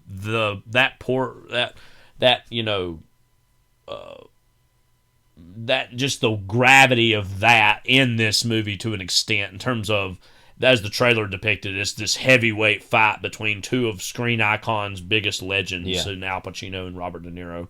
So, what is Heat about, Levi? Heat is a 1995 American crime drama film written and directed by Michael Mann. It features an ensemble cast led by Al Pacino, Robert De Niro, Tom Sizemore, John Voight, Val Kilmer. We're going to go through all the cast in a bit. We won't even talk about each of them individually. We'll just kind of list the names. But the film follows the conflict between an LAPD detective played by Pacino and a career criminal played by De Niro, while also depicting its effect on their professional relationships and personal lives. So, to talk about the production of the movie, first of all, Michael Mann wrote the original screenplay for Heat in 1979, basing it on Chicago police officer Chuck Adamson's pursuit of criminal Neil McCauley, which was the actual name that De Niro got in the movie. Script was first used for a television pilot developed by Mann, which became the 1989 television film LA Takedown. After the pilot did not receive a series order, in 1994, Mann revisited the script to turn it into a feature film, co-producing the project with Art Linson. The film marks De Niro and Pacino's first on-screen appearance together following a period of acclaimed performances from both due to their esteemed reputations, promotions centered on their involvement, which clearly we saw with the trailer. So basically, this movie's about this big crew of career criminals. I wouldn't call them bank robbers exactly because they kind of do all kinds of different things. Yeah. But basically, they do specialize in robbery. Right, robbing an armored truck for some bearer bonds that belong to this like rich kind of banker guy. Yeah. Goes south when one of their men, Wangro, shoots one of the cops, and they have to kill all the cops after that because they're witnesses at that point. And after that, that's kind of what kicks off Pacino's involvement to go after him, and then the whole movie is literally him just trying to, first of all, find out who all these people are, and then basically anticipate their next moves as they're gearing up for this really big bank robbery, which of course takes pretty much the main part, what everybody kind of walks away from the movie talking about for the most part because of the technical aspects. I don't remember exactly the runtime placement of it, but isn't it about like at the end of the second hour? Or it's like towards the end of the last like 2/3, and then, which I think is a pretty great construction for a plot of this size because we all know that's where it's going into the movie, and then the last act is like the fallout from and after effects of that incident. Yeah. You know what I mean? That's what it feels like. It feels like it was like the second hour-ish moment when it's all done by then. But yeah, so do you want to go through the cast kind of quickly? Just like mentioning people that are in it at least. Okay, so what we'll do is we'll go down, just name a bunch of people. Yeah. I want us to spend a lot of time talking about Pacino and De Niro, and then we can kind of go maybe more in depth later about some of these other people. So we just want to read off the names? Yeah, let's just go through the names, Al Pacino is Lieutenant Vincent Hanna. Robert De Niro is Neil McCauley. Val Kilmer as Chris Shirelis. That's always a weird name. I can't ever say. Chris is Chris. Yeah. John Voight is Nate. I want to get a shirt that says John Voight is Nate. Yeah. Tom Sizemore as Michael Cerrito. Yeah. Michael Cerrito as our old friend Tone Loke told us. I'm looking here. I don't know if he's named on the movie, actually. I'm not seeing his name. We'll get there. I don't know. Diane Venora is Justine Hanna, who's the wife of Pacino. By the way, Kilmer, De Niro, and Sizemore are the main crew. And then also added on to that is Danny Trejo. Mm-hmm. Amy Brenneman as Edie. She's the kind of girlfriend of De Niro. De Niro. The kind of girlfriend's a good way to say it. Yeah. Ashley Judd is Charlene. She's married to Val Kilmer. McKelty Williamson as Sergeant Bobby Drucker. He's kind of the second in command for Pacino. Wes Studi, who's also kind of Lieutenant Sammy Casalis. He's kind of also that for him. Ted Levine is Detective Mike Bosco. He's also a cop. Dennis Haysbert as Don Breeden, who, of course, we all remember most as the Allstate guy, but also had a really great performance in Far From Heaven, which I always think of. But William Fichtner is Roger Van Zant. He's the guy that they steal the bearer bonds from originally. And then they're trying to extort. Yeah, it was basically this kind of dirty banker loan guy. But anyway, Natalie Portman is Lauren Gustafson. She is actually the daughter of Diane Venora's character, but is kind of the stepdaughter of Al Pacino. Tom Noonan is Kelso, who's basically the Lester character in GTA 5, is basically based on that, of this disabled guy who like basically just plans scores and schemes for people and then kind of sells them that information. Kevin Gage as Wangro, old Wangro, who turns out to be this movie's fly in the ointment in many ways. He's a guy that helps out with the crew. A guy who has to get it on. I had to get it on, man. Like, no, but okay. Hank Azaria as Al Marciano. One of the stranger parts in the movie because he's like this guy who's having an affair with Ashley Judd, but who is also, they link him to her, the cops do, and so that's how they're able to kind of put pressure on her through him, and because they want to put pressure on him because he stole cigarettes from North Carolina about 2 years ago. we mentioned Danny Trejo already. Cut and Dry. Cut and Dry. That is it. That is it. Susan Traylor is Elaine Sherito. She's not really in the movie much. Henry Rollins is Hugh Benny, who is the right-hand man of Fichtner's character, of whose on his neck you can literally see his black flag tattoo, which is hilarious to me. That like it's clearly him, right. but that he's working for like a William Fichtner banker type is hilarious. You know, Jerry Trimble is Detective Danny Schwartz. Not a whole lot to say about him. He's kind of that guy who gets shot in the bank robbery, but is fine later on. He's just kind of another cop. Tone Loc is Richard Torina, and Ricky Harris is Albert Torina. They have a whole interesting part in the movie where they're literally these like information brokers, basically stool pigeons for the cops to basically tell them information on people or whatever. Yeah, but on Slick. Slick. What? And that's again Sizemore's nickname because he calls people that. That's so stupid that you go down because of a stupid nickname that isn't even yours that you call other people. Yeah. It's just so stupid. But anyway, he's not the smartest guy anyway. So Ray Buchtinica as Timmons. I don't really remember who that is. Jeremy Piven as Dr. Bob. I thought it was hilarious, by the way, that I had not seen this trailer before we watched it. He's in the trailer, like kind of got a random amount of placement in the trailer. I was like, okay. Yeah. And Xander Berkeley as Ralph. I want to say about, first of all, Xander Berkeley's in like a lot of things and is great in everything. But that, okay, so supposedly he played Waingro in LA Takedown. Can you imagine that? That's just totally insane to me. Yeah. But yeah, that's pretty much it. I mean, there's a lot of other. Martin Ferrero, who was in Jurassic Park. And he was also on Miami Vice, so I bet that the show. So I bet that's why he was in this, is because Michael Mann was a big Miami Vice fan, obviously. He made the movie. That's right. I forgot about that. That's true. Never mind. He directed some. That's why there's a whole connection to that. I feel stupid now, of course. And yeah, that's pretty much it, though. I mean, there's some other people, but yeah. Michael Mann. We'll start here. We talked about him a little bit last week. He's, again, we're talking about directors who are household names. I think the simplicity of his name, in a weird way, adds to why or how his name is the alliterative nature of it. Yeah. Man, he makes movies about men. Yeah. Men movies. I wouldn't say we have a love-hate, because hate's a strong word, but we certainly have a varied idea about Michael Mann. Just to run down some of his movies, and we'll Thief. Yeah. Now, this is not counting a lot of his TV work, like you said, working on Miami Vice, working on LA Takedown, some of these other things.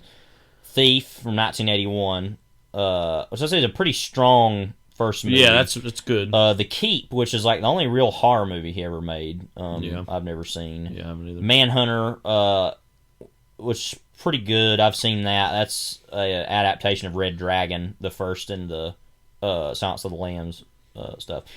Last of the Mohicans, which is all told probably his best movie, I think, is really good. What do you have anything to say about that? No, I really do love it. I think actually Heat might be as good, if not maybe a little better than The Last of the Mohicans, but it's obviously going for a very different thing, and I do like Last of the Mohicans better, actually. But I like Heat better, actually, but I think Last of the Mohicans might all told be a little better. But, I mean, Daniel Day-Lewis is always amazing, and that whole story set during the French and Indian War, and that like romantic nature, both literally and figuratively, that movie is very strong. I think stands out among his work as one reason why. What I like about that too is that it's very lush and green, and it was filmed near where we live, up in Chimney Rock and Lake James, and a lot of these areas around here in the Blue Ridge Mountains, which we always laugh because like this is New York. It's like, no.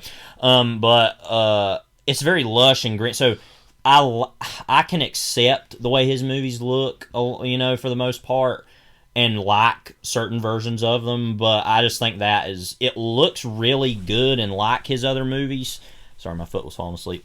But that is just different, and I think looks really good. Obviously, Heat, 1995. 1999, The Insider, which I have not seen. That's really good. That seems like an interesting kind of different movie. That it's like a... It's about the guy who was on 60 Minutes, who basically leaked all this information about the tobacco industry, and Pacino's really great in that, and that's kind of a more atypical Pacino performance, even though it still has his Pacino-isms in it, and he's really good. And Russell Crowe, who I don't normally totally love, is really good in that as well. Yeah.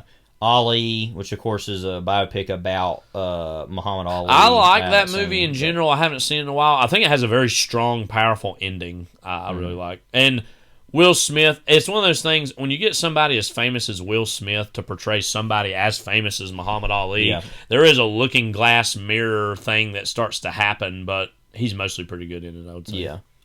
Collateral, which really I feel like Collateral. I feel like that is kind of strange. It's weird to say this, but felt like a return to form for him in a certain way, because Ali and The Insider were a little more a little more historical, or biopic-y almost, or I don't want to say pretentious or Oscar bait, but like movies, you know what I mean, like dramas. And so but Collateral is really good, and that's one of his few movies I think that uses proto-digital, but it doesn't look awful like some of his later movies do. And so, Miami Vice, which I have yet to see. Good. You've seen that. Yeah. Public Enemies, awful. Which is a really bad movie. Which and we've seen too many times. We're eventually going to do that movie with The Untouchables, which is another really bad movie. That, or frankly, I think we should even maybe actually go back and do commentaries for both of those, because we could have a lot to say. But they go together. And I think it's hilarious because those movies are both very well beloved, because I know there's a lot of listeners that are literally having a heart attack right now. But both those movies are really bad, and you need to move on and get over it. Black Cat, which we have not seen, and then Ferrari is upcoming. Adam Driver's going to be in that. Yes, which just looks hilarious, the pictures from that. Yeah.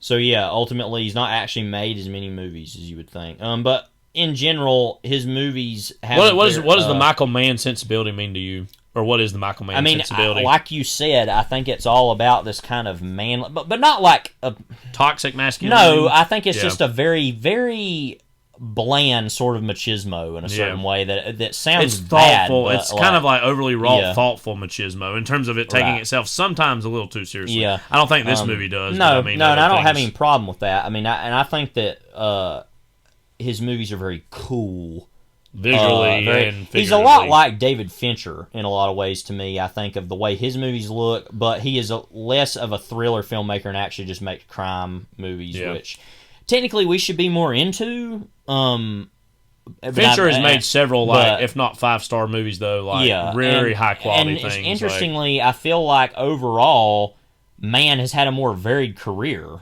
too, as far as making different kinds of movies than just than even David Fincher did.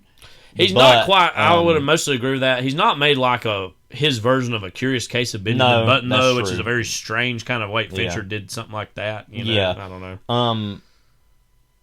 But Fincher hasn't made stuff like Last of the Mohicans or Mank was a little bit different, but that whole movie's just a question mark. Yeah. So his movies are very much of what ultimately I think why he's so popular is it's a very docile version of a film bro opinion to love. I think we should muse a little bit about his relationship to Martin Scorsese in terms of their cinema, because I think when you think of crime cinema of the late 20th century, frankly, these would be two names that you would think of. I mean, they've worked with some of the same. Heat. And the thing I love about, or even Casino and Heat, which both came out the same year, and that's kind of crazy to think about with Robert De Niro being both those movies the same year. And the difference I feel like between a Scorsese sensibility in general, but also with Mann, is that Scorsese movies feel more like a ride. Mann's movies feel more like a meditation, and neither one of those, but not is exactly in the realm of something like Terrence Malick, but more of not quite. But that. You're right. It's like because you think about Goodfellas. You just take Goodfellas in this, and they're different in a lot of ways. They both have obviously De Niro, but Goodfellas, you feel like you're like on a roller coaster ride in terms of like, oh, we're up, we're down, we're having a good time, and all of a sudden somebody dies, and then and you just think about the sequence everybody talks about. It's legendary at this point at the end where he's being pursued by the police and by the feds of Henry Hill, and you just feel the walls closing in on you over the course of the movie. And this, again, feels more like we all know what this is. We all know where we're going. And so let's just kind of go about it methodically. And, again, I think there would not be a scene in Goodfellas of two people sitting down and having coffee and saying, I'm going to get you. Because a version of that does happen in Goodfellas where you have De Niro and Ray Liotta. Towards the end. But that is all this like chess game that's happening about like, you're going to go and do this, but he knows he's going to die. Right. So that's why he doesn't do it. You even think this is literally them just sitting and not even expecting anything of the other. They're just like being honest. And they both, like, and it's weird. It's like in that scene, which is legendary, the diner scene between De Niro and Pacino. They both know in that moment one of them will kill the other. It's just a matter of if and when. But then there's that like level of respect they have with one another. Clearly, that they're both like, neither one of us are equipped to be family men. Neither one of us are equipped to be those dads who take our kids out and watch, fireworks at 4th of July. Yeah. We're always going to be, in a roundabout way, pursuing the other. We're both going to be insane. Yeah. I mean, basically, yeah. And, another Scorsese movie that'd be even more recent compared to this, the same year, Casino. I mean, we've done that and talked about that movie. That movie just feels so lush, so vibrant. And again, it just all feels like this roller coaster ride that, again, in many ways feels like a reflection of Scorsese's own personality himself. I mean, he's just somebody who's brimming with love and, like, when I say confidence, I don't mean arrogance, but just like he's just a great storyteller, right? Yeah. And the way he tells stories, either literally with his mouth or on film, they just all feel like anything can happen any moment, right? Yeah. And this isn't even a criticism of Michael Mann. It's just a difference. With his movies, you just feel like you kind of, in a roundabout way, know where you're going the whole time, and it's this brooding over the inevitability that the characters are finding themselves in, almost by virtue of being in the very stories that they're living out, that they almost know where they're going, or they almost know what's going to happen, but that doesn't mean they're going to do anything to take themselves off the path. Mm-hmm. Right. Yeah. So I want to talk next about De Niro versus Pacino, and again, this whole division was, and again, you almost want to laugh when you see the trailer, as you were saying, but I mean, again, the only time these guys had ever held a frame, and that was the big deal, held a frame in the same moment ever, had been in The Godfather 2 and that was a dissolve. It wasn't even, they were in the same room. And so there's that. I think there's been a lot of slightly alternative history that has happened over the last nearly 30 years about their relationship. I think they have become more friendly, and they are friends now, but there was a time where they were very much competing for the same roles. I mean, their whole, obviously, when they both jumped in superstar status back in the 70s, I mean, it was in The Godfather, or in Mean Streets, or in Taxi Driver, or in Dog Day Afternoon. I mean, there was this back and forth even quality before of all those Mean Streets movies. Or The Godfather. Even before those, you had even like Panic in Needle Park or Beat the Drum Slowly, and some of those movies that were, oh, look at this actor that's doing this, and it was like big, for both of them. And so it's interesting they really have charted the same sort of career over, but also they're very different performers. Yes, and I think that's the whole point of this movie too. Is and throughout their careers, is one is much more the cooler acting hit, one, and then one's not. And we both know obviously who that is, and so that's kind of part of their whole persona. And they both had divergences here and there, but I think another brilliant thing about this movie is that it captures both men in their essence, and that you do get moments of an angrier, vengeful De Niro, in the same way you do get quieter, regretful moments from Pacino. But what we really know and remember about them as performers in general and in this movie are that they're those opposites that are battling one another. They have been in some other movies together, of course. Righteous Kill, which came out about 10-ish years after this, 10, 15 years after this. I have not seen. Our cousin Philip said was awful. He said this back in when it came out, so I only imagine it's even worse now. I don't even know. The Irishman, of course, we both love, and that was, if they were ever going to work together again, 2008 was Righteous Kill. If they were ever going to work together again, and then even include Joe Pesci in that triumvirate, that was definitely worth seeing them work together. And again, the fact that Pacino had never worked with Scorsese was its own crazy crime that was thankfully rectified. What about their just dueling performance styles for you makes this movie? And I would go as far as say there's a lot of great things about this movie, but I mean it is those performances of both of them in it that make it what it is. What do each represent to you in terms of just like just in general or this in movie general, but also this movie? And well, I think that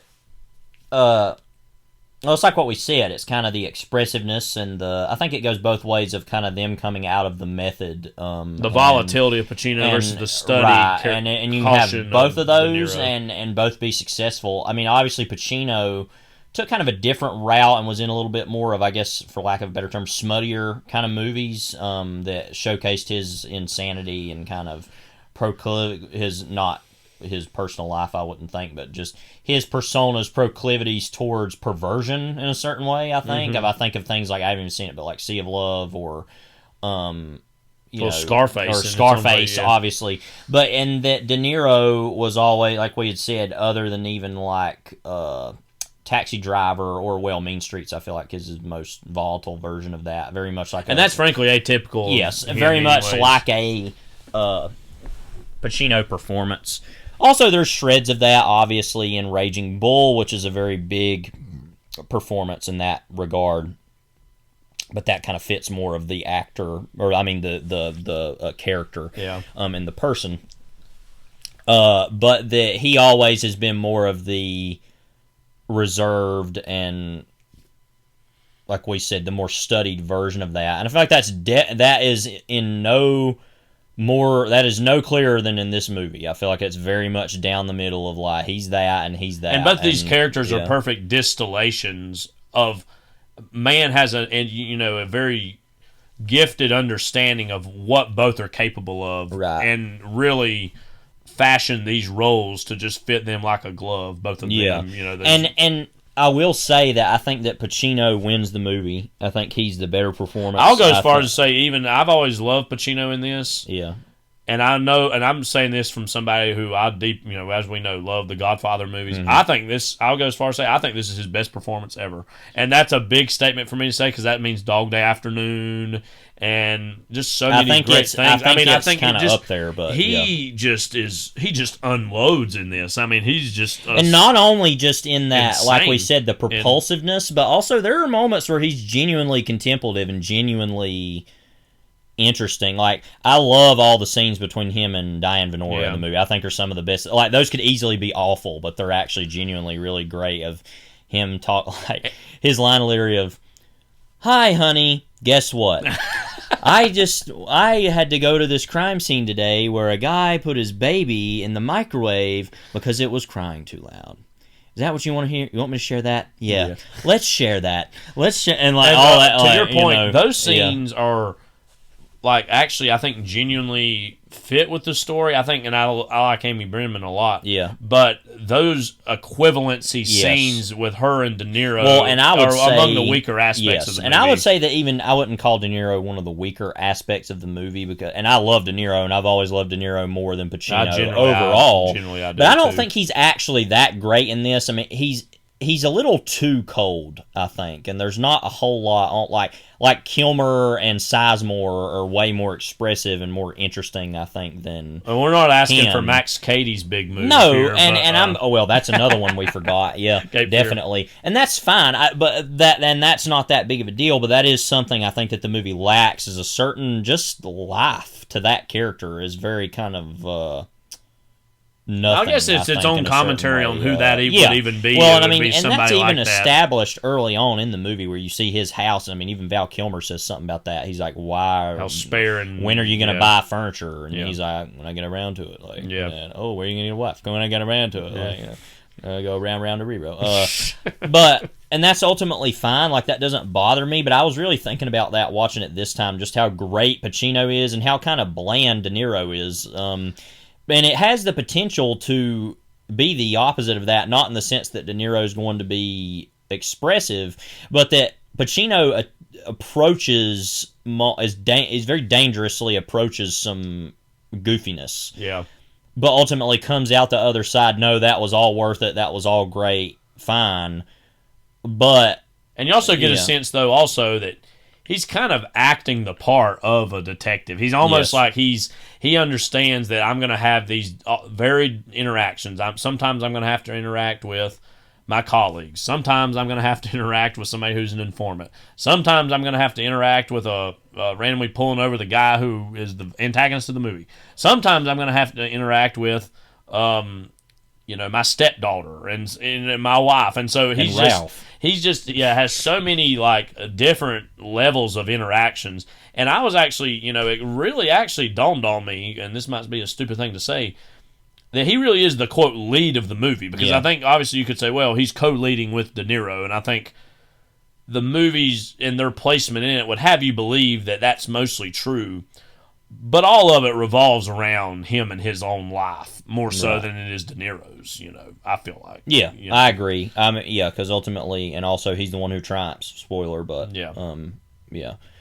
So, I think that watching it this time, I was way more blown away by Pacino than I have been in the past, because it's so big and so there, it's almost easy to overlook to a point, but I think he is really great. Like I said, I still think that he might be better in The Godfather, maybe, because Godfather... I'm not going to argue with that, because he's obviously clearly amazing. Because that is what I base... I kind of have to think that's better, because that's the basis of why I think that's a better movie overall than Godfather Part 2, is his performance in The Godfather, I think, is a very subtle but very effective card that movie plays. That and Dog Day Afternoon's great, too. I think that's kind of... He was already transitioning then. So I think, and even I haven't even seen it, but movies like Scarecrow and Serpico and some of those. Where am I gonna go? So I think that is something that's very easy to say. I think is that I hadn't even thought of before this either. Since we're talking about it, is that Pacino is the better of the two in the movie, I think. And like I said, that seems obvious by nature of just the performance style, but actually does work. Too, I think. So they're the big leads of this whole thing, but the cast, again, as we went through earlier, is pretty massive. And there's a lot of other things going on. And in that way, it feels like, and this will get to both a good thing and a criticism I think we'll have later, of how big the world of the movie is. Outside of those two, what are some other performances for you, in particular, characters that stand out? Val Kilmer, of course, does, just by nature of... Val Kilmer was like one of the biggest actors in the world. Interestingly, at the time, when it dropped the names at the end, the only other name The only other person or name on the poster is also Val Kilmer. Which was this would have been the same year as Batman Forever, right? And had been after The Doors and even True Romance. So it's so random. Never forget who he is in True Romance. Of course, is like a basically. I'll never forget this picture, by the way, of him at Mardi Gras. Is that he was Elvis in True Romance. He had been in Tombstone also before this. The real McCoy. Doors was 91, right? Yeah. Mm-hmm. Top Gun, of course, as well. But he definitely was, I feel like with a lot of these movies, you can tell he's trying to transition into not exactly being De Niro and Pacino, but trying to be a powerhouse leading man in terms of, being that intense leading man type. Yeah. With even him in this, I mean, you can feel that. Hang on, I want to stop for a second. Look at this poster for a movie called The Ghost in the Darkness. I think I've heard of this. Michael Douglas. Or Michael Douglas, I mean. Look at his face in that. Michael Douglas's face. Like, it's just like, I'm totally insane. Like, is that a movie about Africa or something? What is that?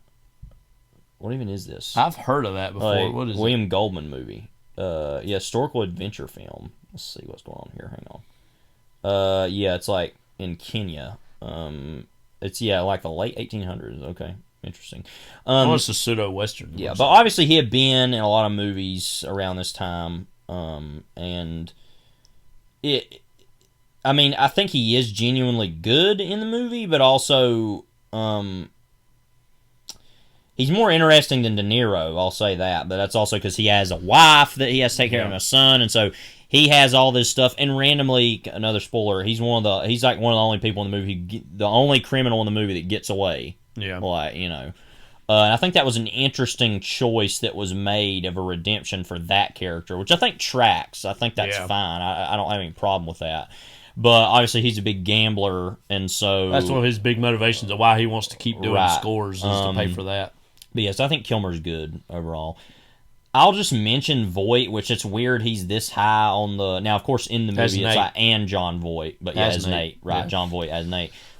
What even the hell is this performance? Well, his hair, he's got the mullet, all the facial hair he's got going on. And he's always like, okay, brother. Like, and what's funny too is he's almost like an agent for them. Like, he's representing them. He helps set up jobs, basically. He's a middleman, literally, for like other people. I mean, I don't have anything... Like, we're not really fans of John Voight in any conceivable way in anything. I've still never seen Midnight Cowboy. I've seen that, and he's fine. Yeah. That's another thing where obviously the big thing that people walk away from that movie about is Dustin Hoffman, obviously. Yeah.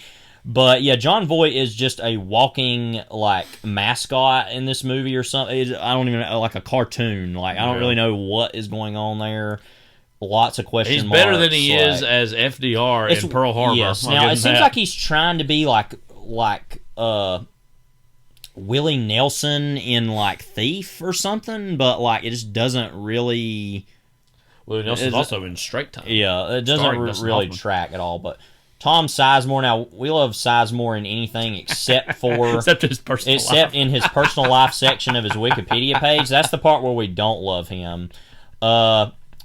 Sexual abuse allegations and substance abuse and legal problems we can't forget as well. He was an unlikely great aspect of The Return and what he was into that, as we know. I don't know if you're like me, but I mean, if somebody just says Tom Sizemore, the first thing I think of is him in Saving Private Ryan. Yeah. And the fact that Steven Spielberg decided he is going to be to get the guy to say Saving Private Ryan. Yeah. Like, and the way he says it too is clearly that. I mean, yeah.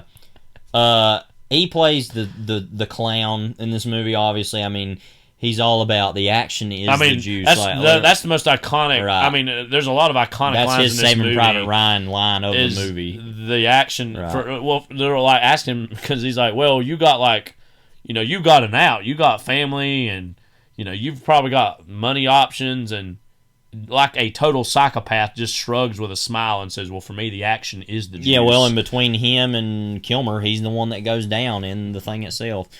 So he not only says that, he's got the moment earlier on where like they're going to basically, beat up Wangro covertly sitting in this diner, and there's like a random guy who's like looking like, what's going on over there? And then he has the famous head leaning, looks what are you going to effing do? Yeah.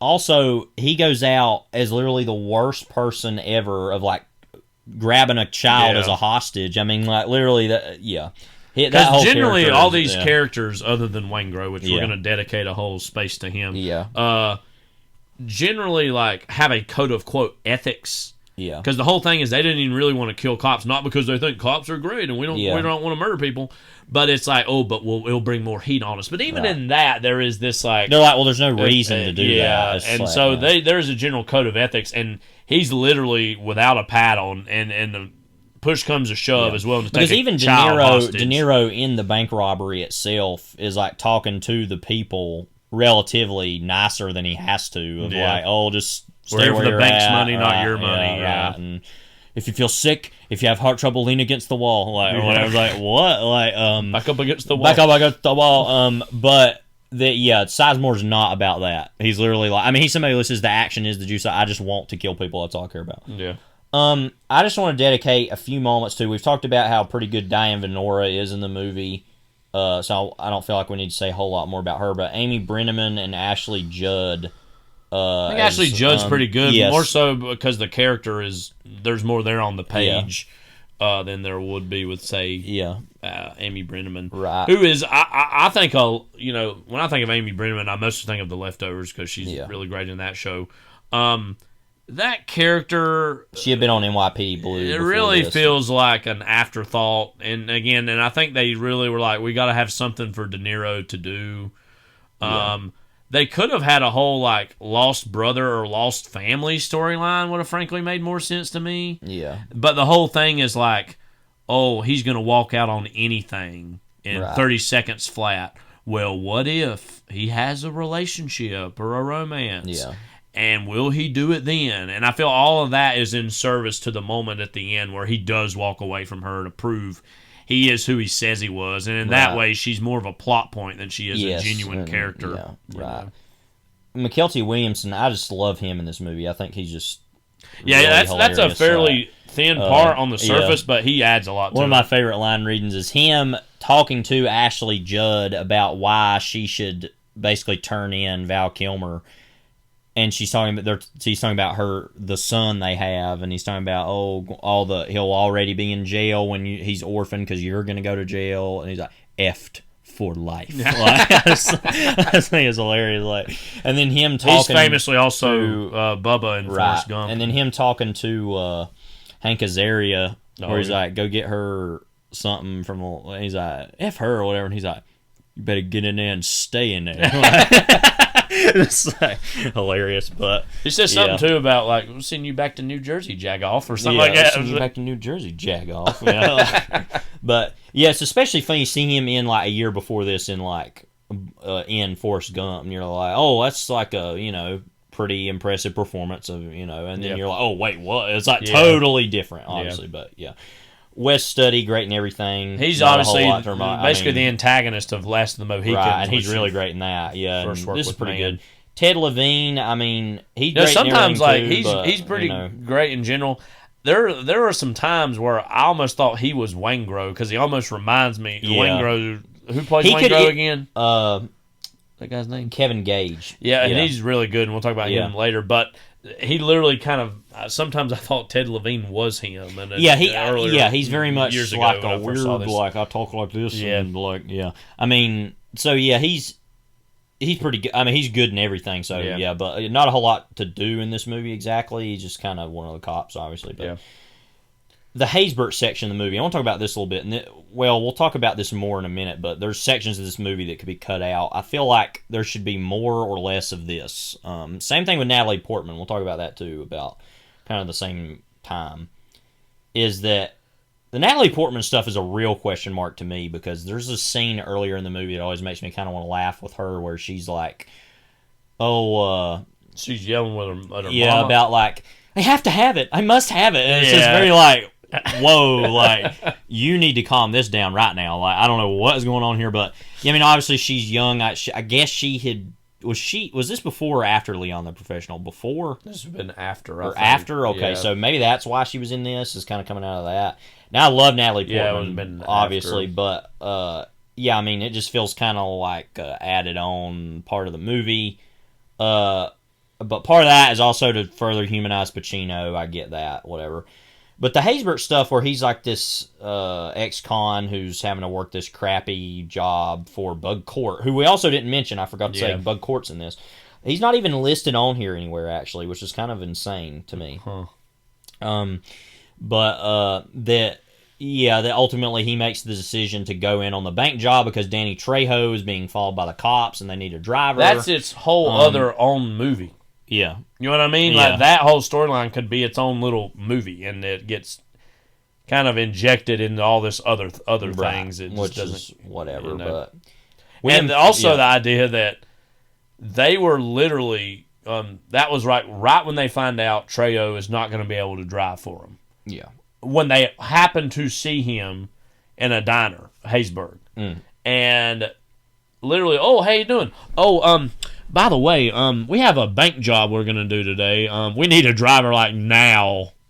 You cool to do that or not? And he's like, okay, sure. Like, well, I think they all acted a little. Yes, I think they do the best that they can with that, though. With the idea of he literally hates doing this so much that he's like, yeah, I will literally go do that right now. Like, that is obviously a stretch, but whatever. Yeah, William Fichtner as Roger Van Zant, also great in everything. I wanted more scenes with him and Henry Rollins and what their, quote, relationship, and I don't even mean anything weird by that, but just like what their deal what do they is. Talk about? Yeah, what do they chat over, Yeah. No, he's watching like a hockey game. That's the funniest thing ever is when he goes to his house, and it's funny because before that he's like, I've been living in this office for 2 weeks. How well do you know him? That part where he's talking to Waingro, we pulled some major scores together, which is just no. You know what? You pulled one which screwed up because of you. Well, we could write Heat fanfic all day long, but I want to imagine that like Fichtner's really into hockey, and that like Henry Rollins' character is a former hockey player who he hires to work for him, and he's all the time asking him that. So like your time in the NHL, like.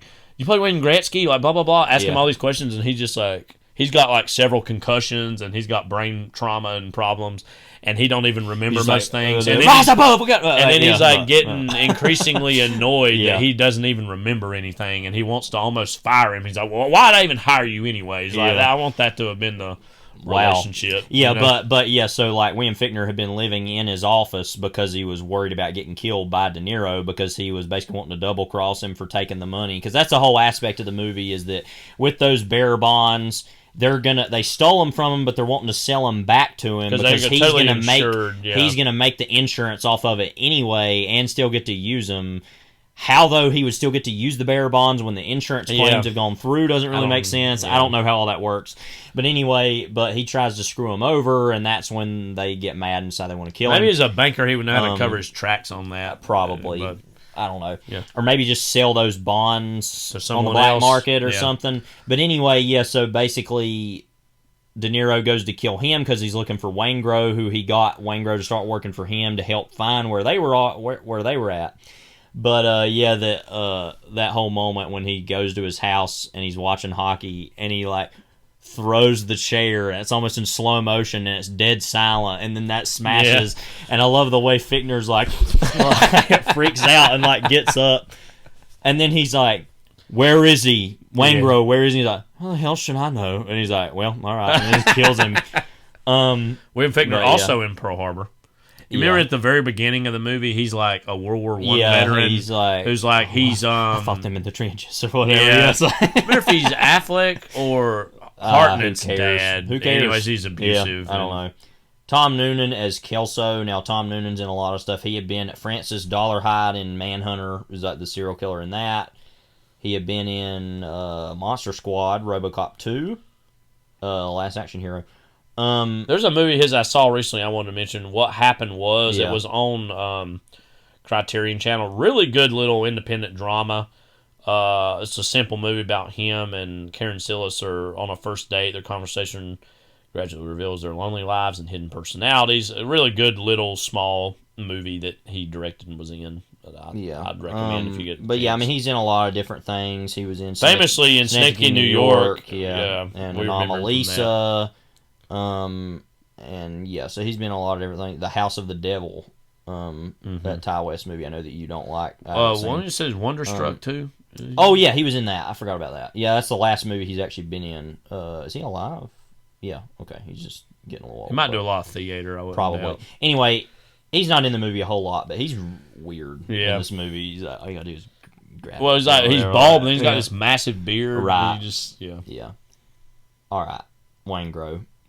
So we got. I want to Gage as Waingro. Let me actually see what else he's in because G.I. Jane. It says he's in Max Pyro. That doesn't even sound Max real. Pyro's big move. Strangeland. Okay.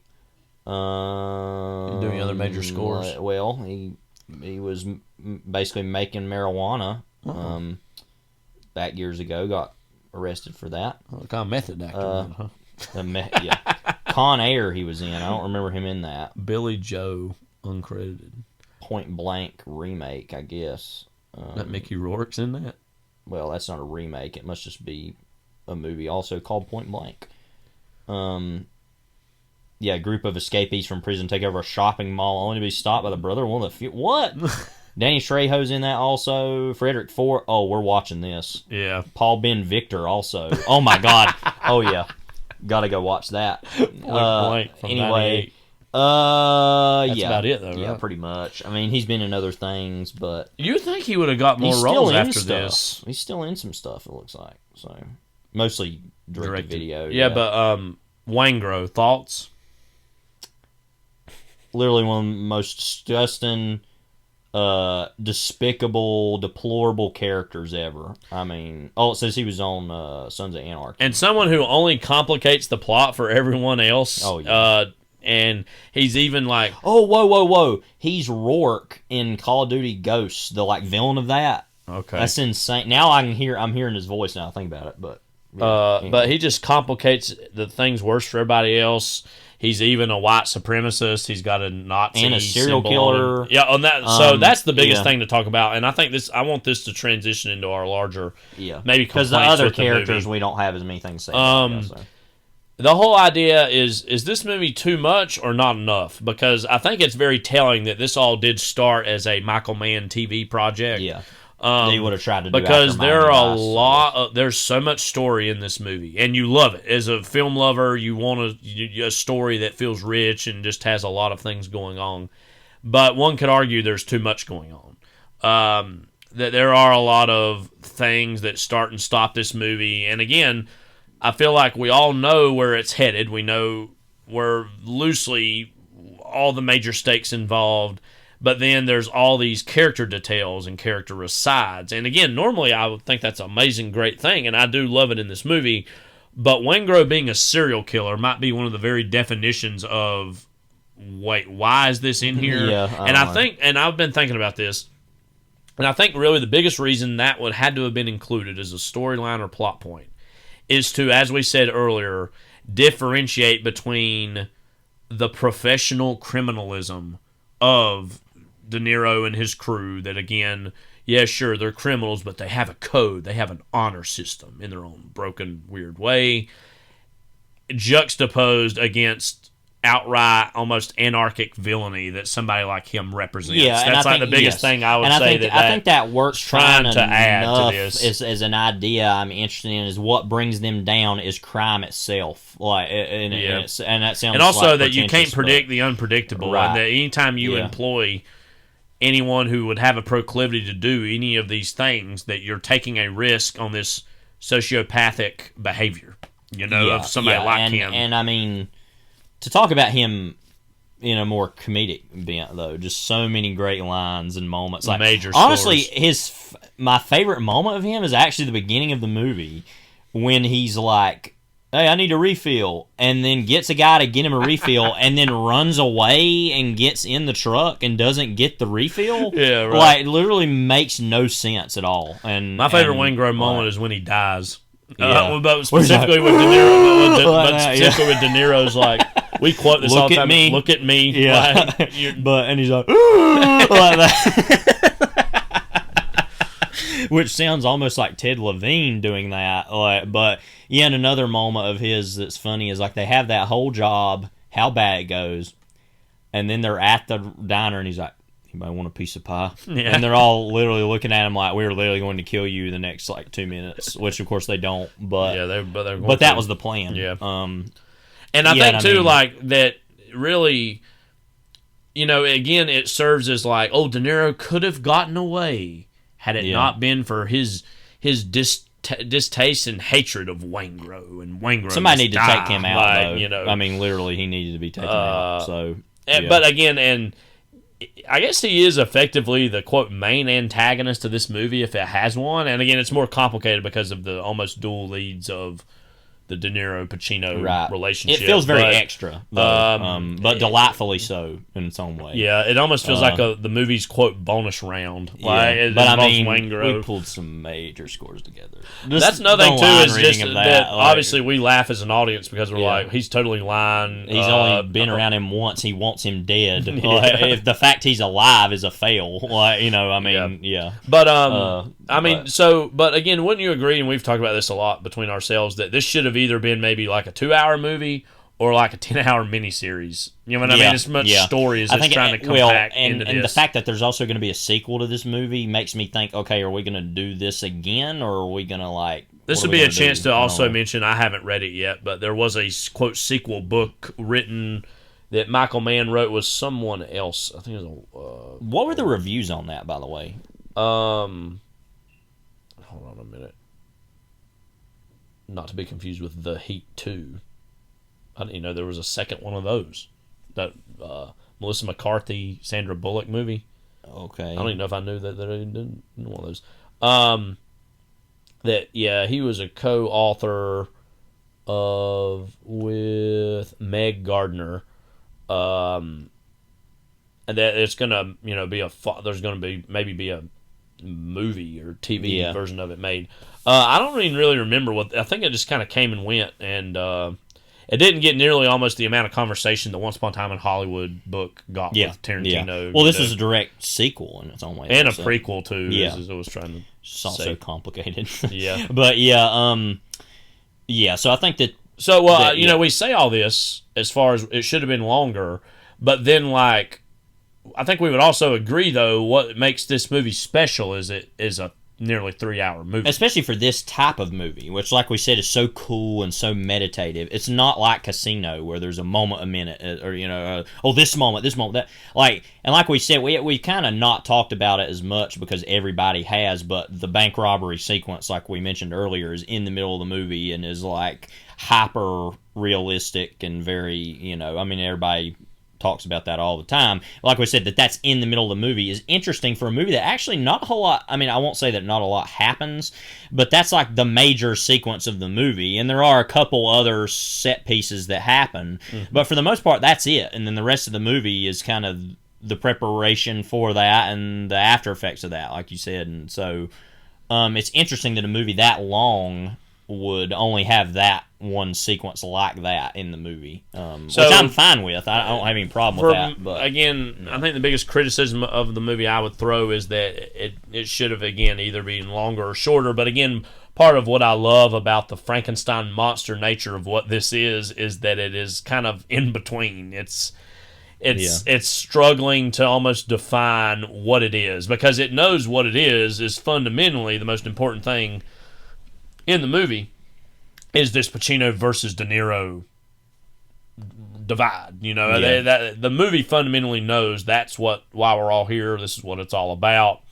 But it also is but while we're here, let's go ahead and do these other things too. And again, I kind of would want to see a longer version or a shorter version, but at the same time, part of what's special about it is that it's trying to be what it is, which is a very strange, it's strange, conventional movie in terms of classic cops and robbers. This guy's got to get this guy. Why does it have to be any more complicated than that? But actually, it's meditative also, which again is in many ways the Michael Mann playbook. Yeah. In a lot of ways. Yeah. What do you think this movie's larger legacy or impact is? I think it's what every movie like this wants to be now. Den of Thieves, which is actually a pretty good little movie, or 999. Yeah, that's another version of that too. Yeah, but Den of Thieves especially is trying to be this definitely, and I like that movie quite a bit. You like it a little more than I do, I think, but it's well, I love too. It's we can't get De Niro and Pacino. You know who we'll get? We'll get Gerard Butler and what's that guy's name? Pablo Schreiber. Such a quote downgrade, but I just love both of them in that movie too. Though, so every movie tries to be that now to the point where it's kind of laughable, where it's you're trying to do the Heat. And part of why it was such a big deal was because how special it was of that level of talent, screen talent was all assembled, and not only just them, but then Michael Mann was directing it. And that. It's kind of the movie, definitely the movie of his career, I think, and what he'll be defined as is making that movie. This is one of those movies, too, that obviously, as we mentioned, was shot on film, but it's him going in a more digital-esque look, and it looked amazing on our 4K TV. I know it was a Blu-ray itself, but it looked really great, so holds on. And I think it was one of those movies that was like an early DVD demo. Yeah, it was. I know that was a big deal for people that got the DVD of it, and then it was like a big deal for it being a DVD. But so that's Heat from 1995. If you haven't seen it already, you likely have, but in case you haven't, go ahead and check it out. But up next is the trailer for Max Keeble's big move. I'm Max Keeble, the world's greatest 7th grader. What can I say? I totally rule. Favorite? And all the other kids just wish they were me. At least, that's my dream. Unfortunately, this is real life. It's gonna be a rough year for you. filled with real jerks. No! Keeble! And even the principal is a real problem. I've got my eye on you, Max Keeble. But today, I've got big news. I'm getting a chance to make all my dreams come true. We're moving to Chicago. We're moving. Friday. Think about it. If I'm moving, I have one last day to take a stand. To make the school a better place for the kids I'm leaving behind. And oh yeah, maybe have a little fun along the way. Sir, what happened here today was in no way representative of a normal school day. Oh! When you make a move, I'm gonna be the one they come after. But I'm not gonna be here. just make sure you're really moving. We're not moving? Oh, goody. He's so happy he can't speak. Keeble. Keeble. You're a smart little boy, but so am I. Don't you see? We need to stand together.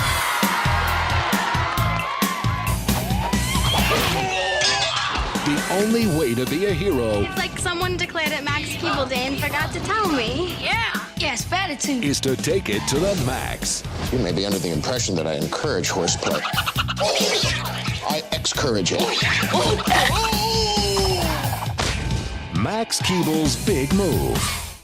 And what a big move it was.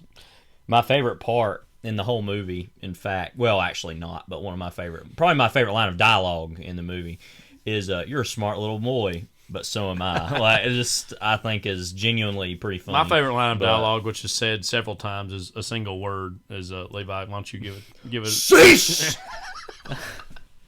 Already, we're starting off Jen Drake, as portrayed by Larry Miller, wins the movie. Oh, yeah, because I just said in my review that I just wrote why don't you read quickly. it for us, actually? I mean, yeah, this isn't good, but like a lot of the kitty blank, it starts with a S, ends with a T. Middle is hi. I've seen more recently. It's not all that bad, especially considering all the direct-to-streaming garbage produced for children these days. That's going to be one of the things we kind of talk about with this movie is how this was released in theaters right after 9/11 randomly. Jen Drake is genuinely funny villain, at least, but that's usually what separates the refuse from the recyclable. I think that's a very good summation of this movie. This movie we could have easily done with Snow Day.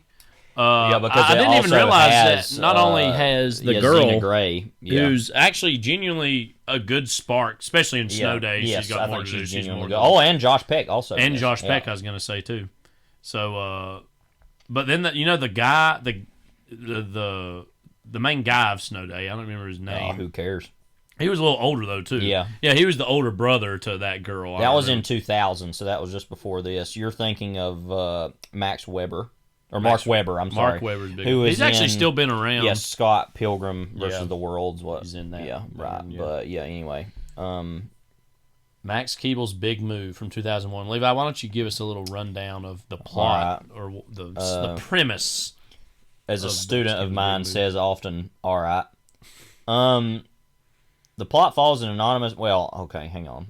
Excuse me. Let me start anonymous. Before that. Is in hiding? Eponymous. Yeah. Max Keeble's Big Move is a 2001 American comedy film, alleged comedy film. No, it is kind of funny. But directed by Tim Hill, written by David L. Watts, James Greer, Jonathan Bernstein, and Mark Blackwell. There's your problem right there. Starring Alex D. Lenz. Is that his real name? Wow. He's the kid in Home Alone 3. Yep. Yeah, Larry Miller, Jamie Kennedy, Nora Dunn, Robert Carradine. So we did get a Carradine family member in here, not the right one. He's the one that's in Revenge of the Nerds. Yes, the lead of that. Oh yeah, right. Almost looks like I said Harold Ramis. No, oh gosh, the guy that's in the Honey I Shrunk the Kids movie. Rick Moranis. Rick Moranis. He kind of reminds me of him. I think looks like him. But yeah. In this, I said he looked like a cross between Gore Vidal and Stephen Colbert. Yeah. But yeah. The plot follows the eponymous Max and his friends, the eponymous move, I guess, who begin going to junior high school only to learn Max and his family will soon move elsewhere. Max resolves to get even with those who bully him and his friends before he leaves, since he will not remain long enough to face discipline for anything he does, even though that would follow him on a permanent record. Yeah, but whatever. like we said, it was released October 5th, 2001 by Walt Disney Pictures. Received mixed reviews from critics and grossed only $18 million against a $25 million budget. So it underperformed, which I'm slightly surprised by, only because, it's again, I would agree with Levi's estimation. This is like a 1.5 star movie, not all that great. But you would imagine kids of the era would be, oh, I want to see that. Well, it was, and we'll talk about this later, but it was aired on Disney Channel like a ton, and I think that's probably why, because they were trying to make their viewership back on that. Well, what we're gonna go ahead and talk about this a little bit now. This, in many ways, feels like a Disney Channel movie. Yes. It feels like, and I saw a decent amount of those back in the early 2000s. This easily feels like it could have been one. The budget, it actually does have a decently sized budget. You can tell more so than what it's $25 million. I say a Disney Channel original movie would be, anyways. That ain't cheap, but it could have cut some corners, but. It really weirdly delights me that this was a theatrical release. Probably the brace for the moment where Jen Drake leans over and the squirrel jumps in his back. Probably that brace costs about $1 million, I guarantee you. I don't know, overly priced amount. Yeah, but because you can see it, how it's like his blazer's like tucked up more so it can get in there. That probably costs like more than it needed to. Now, before our obsession with the one insane move that's been kind of over the last few months, this title, even in of itself, has always made me laugh because it's like it's basically a double meaning, double entendre, because it's both. He is getting ready to move literally with his family, but he's also making one big insane move. He's gonna get revenge. Well, it seems like I don't know if it's one big insane move. It's probably multiple insane moves because there's like it's like a 3-pronged plan or whatever. I don't know. Yeah, but it's all part of his larger exit. Yeah. All this kind of also comes out of the whole idea of, now, of course, you had Dennis the Menace that's another thing that this, I think, 60s. is trying to be a little bit like. But ultimately, it's trying to be like what it's trying to be like. Ultimately, it's Home Alone, though. I think. Like Home Alone, because remember that the Dennis the Menace '90s movie was written by whom? John Hughes, and it was basically a Home Alone. It's strange. It's like they front-loaded Home Alone, which was inspired by, in a lot of ways, I'm sure, Dennis the Menace, and then actually just did Dennis the Menace, strangely. But yeah, so this comes at the end of an entire decade of those types of movies. Those kids' movies, and we don't really have that anymore much, thankfully, because... So, again, this movie is not good. I'm not going to act like it is. But I am weirdly nostalgic, partially because I started middle school back in, it would have been about 2004, I believe. So, a little bit after this, but as far as the world of this movie was one that I've spent my elementary school years especially being in. And so, just the way the 2000s looks naturally, it just kind of, there is a nostalgia for me about it. And just like the lame brain stupid comedies that, the cats and dogs of its era. Yeah. Just that whole era of kids movies, I saw a lot of these. I don't think I saw this in theaters, but I definitely saw it on video after the fact. Now, Levi, we're both teachers, but you are a middle school teacher. So what are your takeaways from 2000, 2001 era middle school as depicted in this film? As a middle school teacher practitioner. Let me say this. What do you bring to it as a professional through your own eyes? First of all, we both know what a ridiculous question this is, but I think that ultimately what is something that is kind of that this does get the spirit of is that sense of this is when kids start feeling this whole I'm getting kind of older and I'm free to do what I want. I mean, as that goes, that's what we should do. Is every time I do the right here, cease, just put that guitar riff behind that. You're gonna do that now, right? Sure. Okay. Anyway, I think it does get the spirit of that in a certain way. I mean, I don't know. Middle school is an awkward years, though, in terms of you're not on the youngest end, and there's more that you're on the lower end. You're kind of just in those... The difference between... The, quote, midlife crisis of the educational... which is why I love it in its own way, because you're going to get kids that are more open to things, and they're still exploring themselves and who they want to be, and so there's a lot more interest that you're going to get out of them. When they get to high school, they figured out who they are, and they don't really want to. Well, they think they have. Well, yes, they haven't actually. You don't really do that until, honestly, my age, I think. Mid-20s, maybe, yeah. Some people it takes a whole lifetime, by the way, to do that. But yeah, I think that but also just like in general, the life was just so different back then than it is now. Of just like, this doesn't really look like anything that I recognize as middle school now. Right. Just because of literally the way it looks, and also just the way that, I don't know. Well, also, by the way, one of the big things with this movie, there's way too much going on for it to be like, 86 minutes? Like, I feel like there's a 2-hour movie here, honestly. I think this and Heat should have teamed up and been like a miniseries. Like, maybe so Natalie Portman is character, basically the Max character or analog. Yeah, and you do that. And she makes big moves. And that would have been weird. So what would the big move in that be? Like, oh, you've got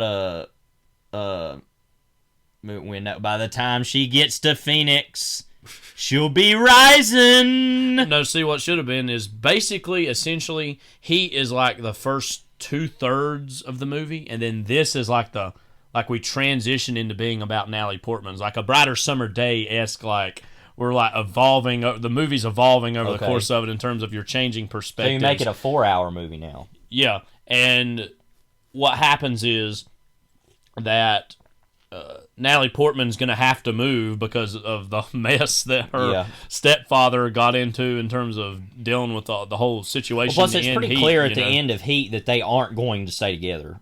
In the end, even though they kind of reconcile. Mm-hmm. But Ralph is going to be her new. You know what's funny about that? But sorry, we're going back to talk about Heat now. But like the scene where I feel like we didn't talk enough about Sander Berkeley, by the way, in that where like he's like the guy she's just having an affair with, but there's a part she's like, and I have to debase myself with Ralph just to like, and it's like he's standing right there, like, I mean, I don't know, he's just the total butt end of that entire scene. Just everybody's like, screw Ralph. It's like, I don't know, he seems like Ralph to me. I mean, he seemed like a fairly harmless enough idiot. Ralph, sit down! Like Ralph is boy toy, just wow. Watch my effing television set. But anyway, in earnest, one thing about Max Keeble's big move. Let's get down to brass tacks really here. Think about what it means for McGinty to be scared of McGoogles. But that there are like kids movies about kids of this age, but the quote high school movie is far more developed of a genre than like quote middle school movies. I feel like that's a less recognized tradition of movie. Yeah. And so weirdly, by being about that, this automatically jumps to the quote upper echelon of movies about middle school, just in terms of that age. Well, there was the entire Ned's Declassified School Survival Guide, which in itself is, I'm pretty sure that was. There's also Diary of a Wimpy Kid. Is that about? Yes, and that's always been about that too. So there is a whole market for that age. But I'm not even trying to throw too much at this, but that this comes before those things. In what any weird way is this an inspiration or jump starter to that? Because there's a lot of those stories that dominated the 2000s. I mean, it's possible. I mean, I don't know. I mean, obviously the quote footprint of this movie is not very large. I'm not trying to suggest that it is, but it just seems as though, again, quote high school movies go all the way back to like even before American Graffiti, but certainly after that, high school in film has been far more depicted than middle school on film. But again, you still usually get kids movies about kids this age. It's weird though, this is kind of going off topic, but I feel we get kids movies all the time, right? So I'm not going to act like we don't get movies that are about children, but it's like, can we get like a good, genuine, actual like elementary school movie? Now I feel like we've gotten. Now I haven't seen this movie still after all these years, but Boyhood, I feel like there's probably sections in that are that obviously crosses but like not the strata, whole thing. But I just feel like we need to, and it could be easily rated R, and that doesn't mean it's going to be like kids cussing the whole time or something. But I'm saying just being a very realistic depiction of what a childhood is. I've only seen Boyhood once, but literally the movie opens with the kid in that staring up at the sky, and Coldplay's Yellow hits, and I'm literally sitting there like, oh my god, this is like my life. I mean, it's literally like this is me in essence, and he's the whole age of that kid is just a touch younger than me, but it's essentially the same progression of years and I mean, and like, pop culture. And the real reason why they don't do things like that is because kids are too unpredictable of actors, and you're just also, and I think this is a healthy thing, and I can't believe we're getting into this, talking about Max Keeble's big move,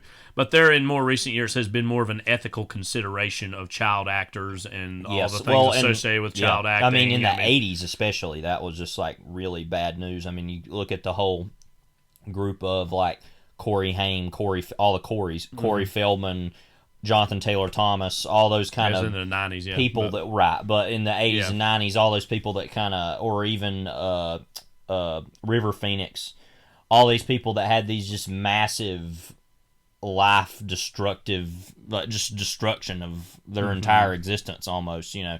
And then you have people like Ralph Macchio who kind of, you know, grew up to be a-holes on set, you know, so it's kind of like whatever.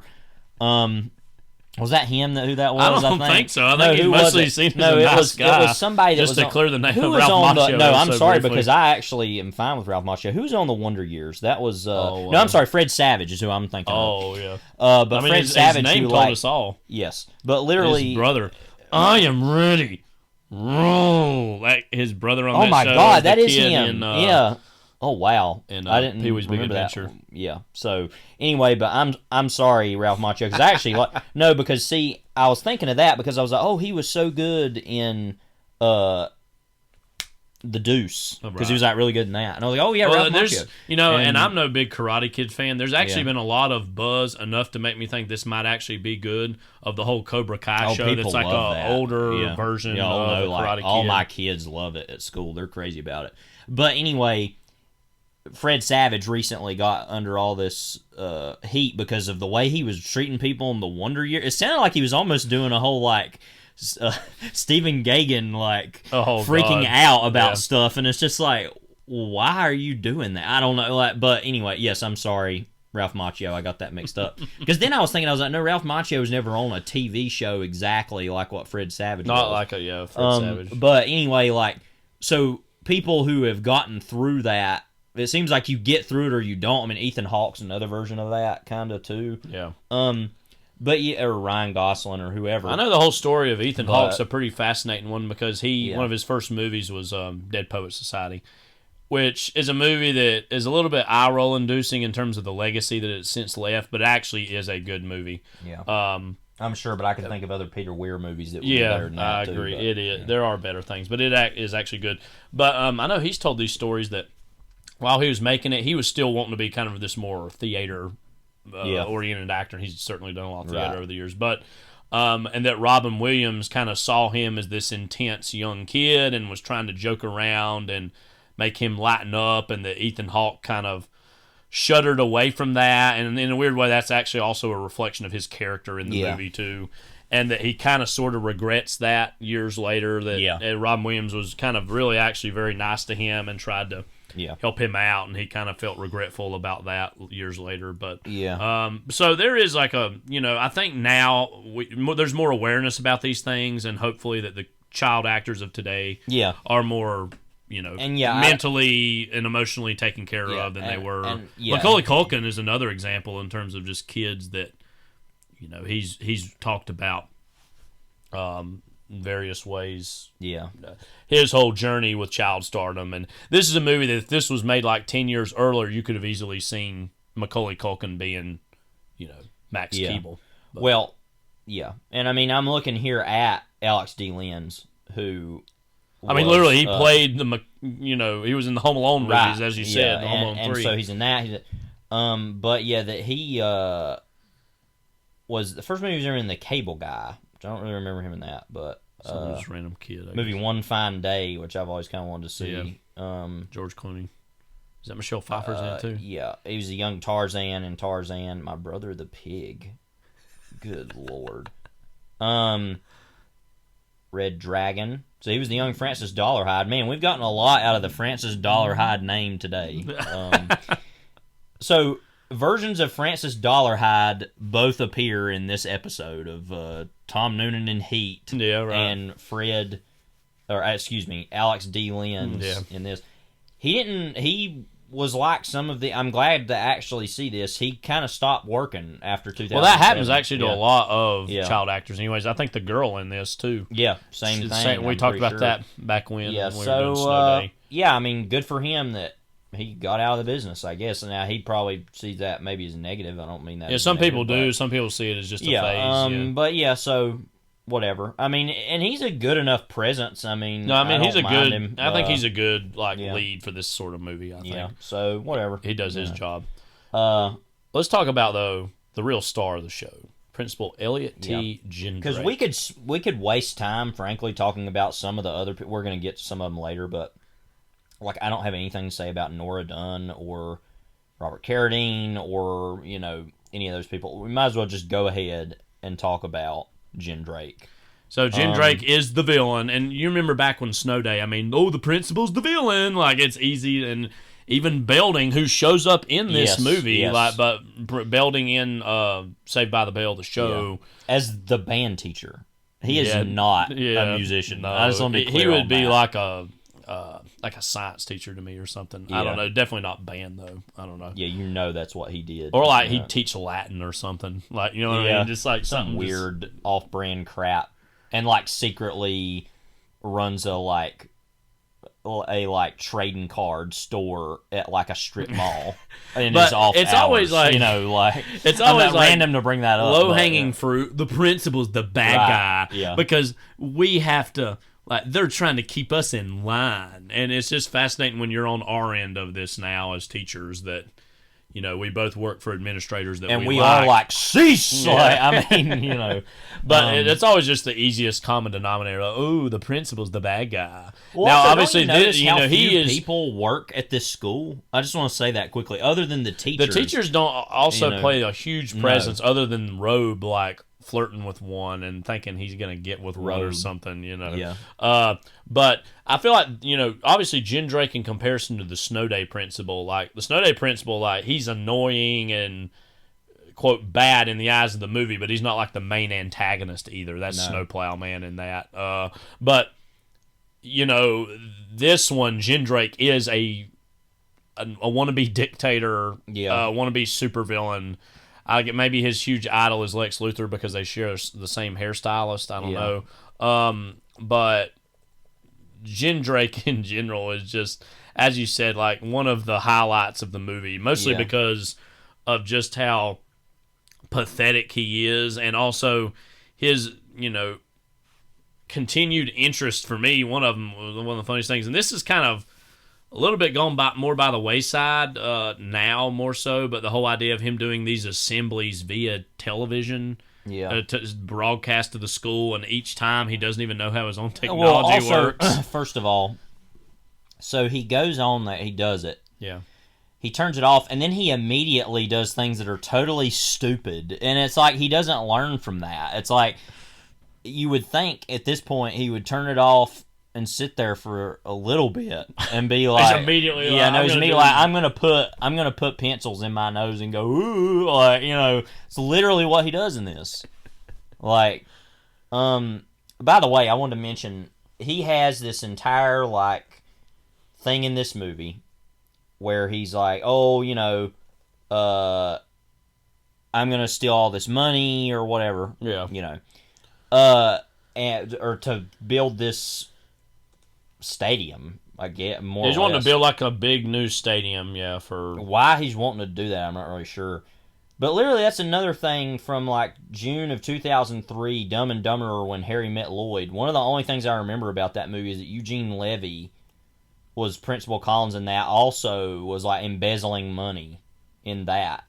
Wonder if there was a real life scandal that happened sometime around that time that they're pulling from, or if it was because just it says meanwhile the corrupt Principal Collins is searching for a way to get a large amount of money to get a condominium in Waikiki, Hawaii, for him and his girlfriend, Mrs. Heller, the school's cafeteria lady. Mm-hmm. So what is it about this era about the principals are real into embezzlement? I think it's just and it's weird because it's these are ostensibly kids movies.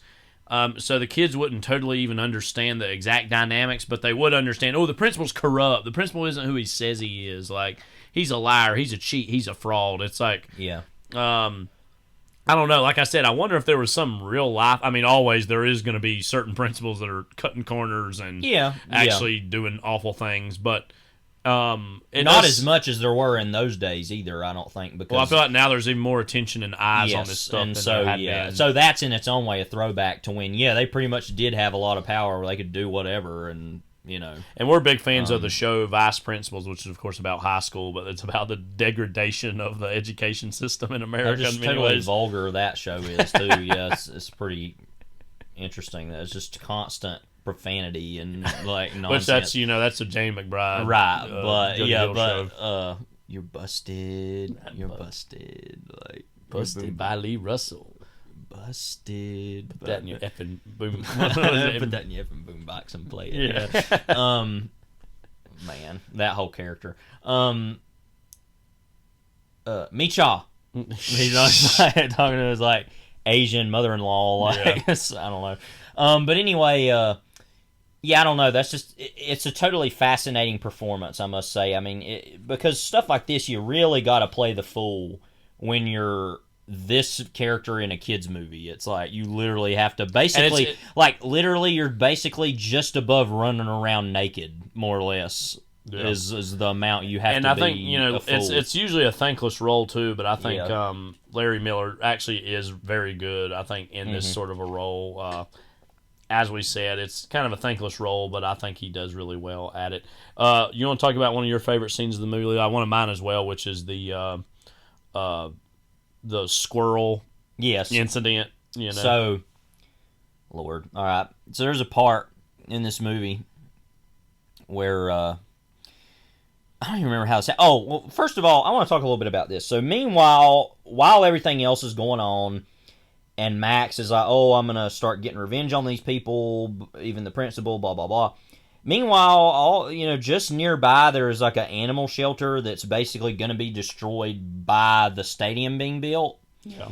And so the animals periodically visit the school, basically, and like go in there. So a squirrel gets in there and literally jumps down like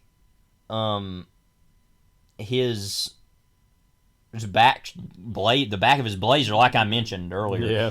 And it's like one of those good old, oh, he's like, oh, and all, and like literally the like superintendent is standing right in front of him, not looking. Yeah. And all that's going on. Do we just want to put the audio of that in here just so you can hear it?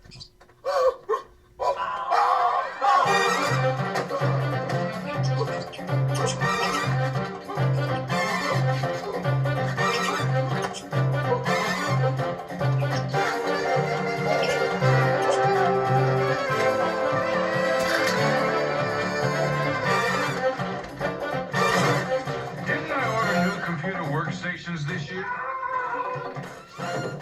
Now, obviously, you couldn't see that. Good nut crunch one of sound our in there too, by the way. One of our favorite things now to do since we've seen that is to put other music behind that, and where the moment where he sends his head back when he gets bit on the crotch. What was it we were listening to? It in was the car Elton John, I think. Yeah, it was Your Song, I think, and it was I Hope You Don't Mind. Yeah. And he like did it at that moment.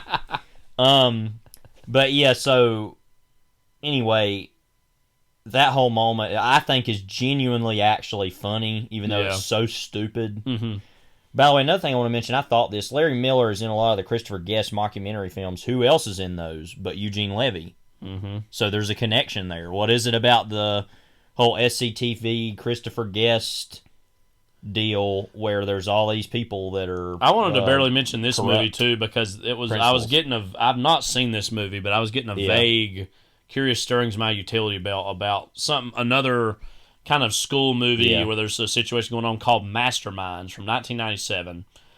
Action comedy, stars a young Vincent Kartheiser as a kid, which is just look at like that's Vincent. You know what I mean? It's just weird to see somebody you know as an adult being a kid.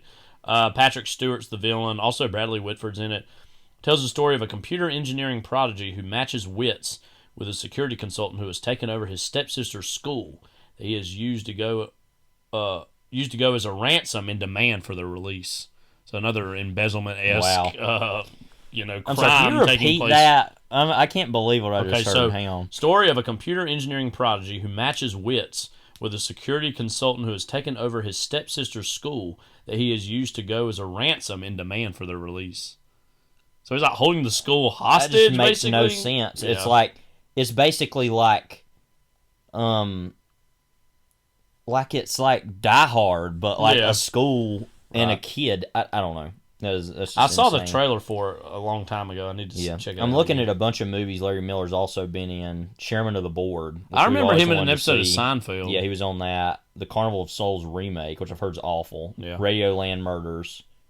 The Computer Who Wore Tennis Shoes, which is always one of my favorite titles, which is a remake of the 80s movie, I think. Or, well, actually, it's a remake of the 60s movie, which was then, I think, in the 80s, too, so, dang.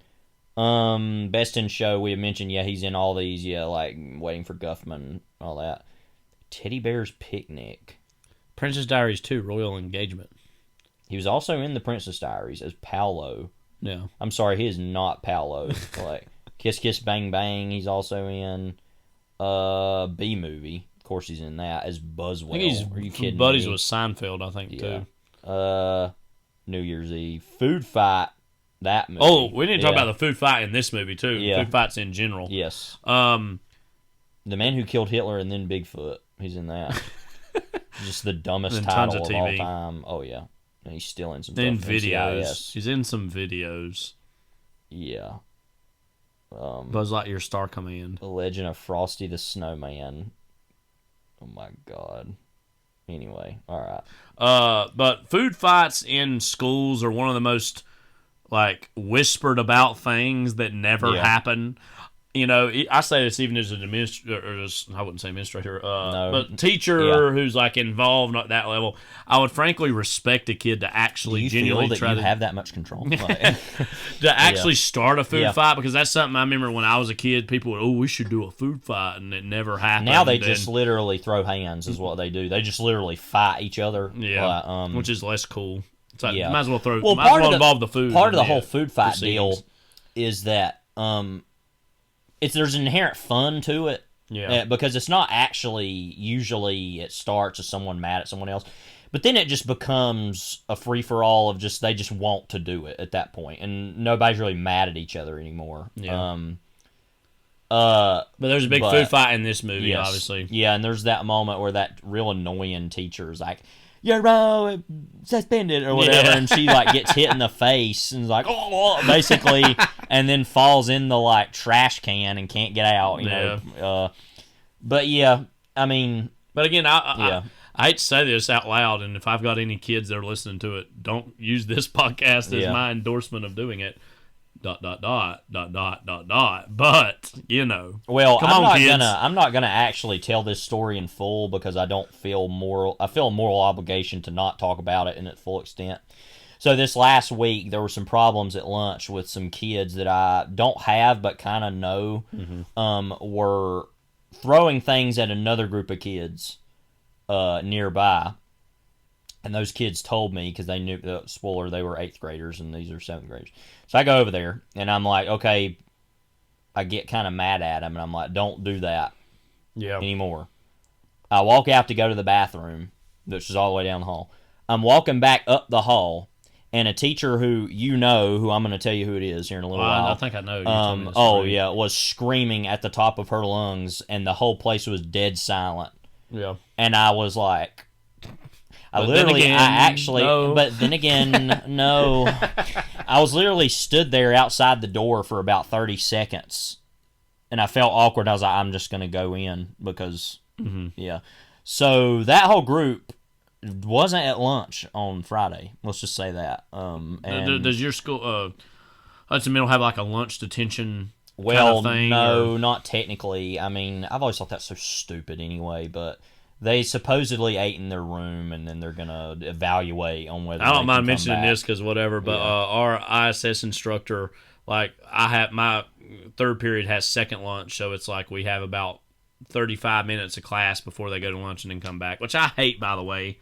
Like I barely get to start, and then they stop and go, and then it's all about refocusing them when they get back. I just take that lunch, but I would rather have first or fourth. It's either let's just get through a whole class and then go, but the whole stop go of it I just don't like. But that's wait, part there's of it. 4 lunches? Yeah, 4 lunches. There's like first, the very first one, second like 35 minutes into third period, third like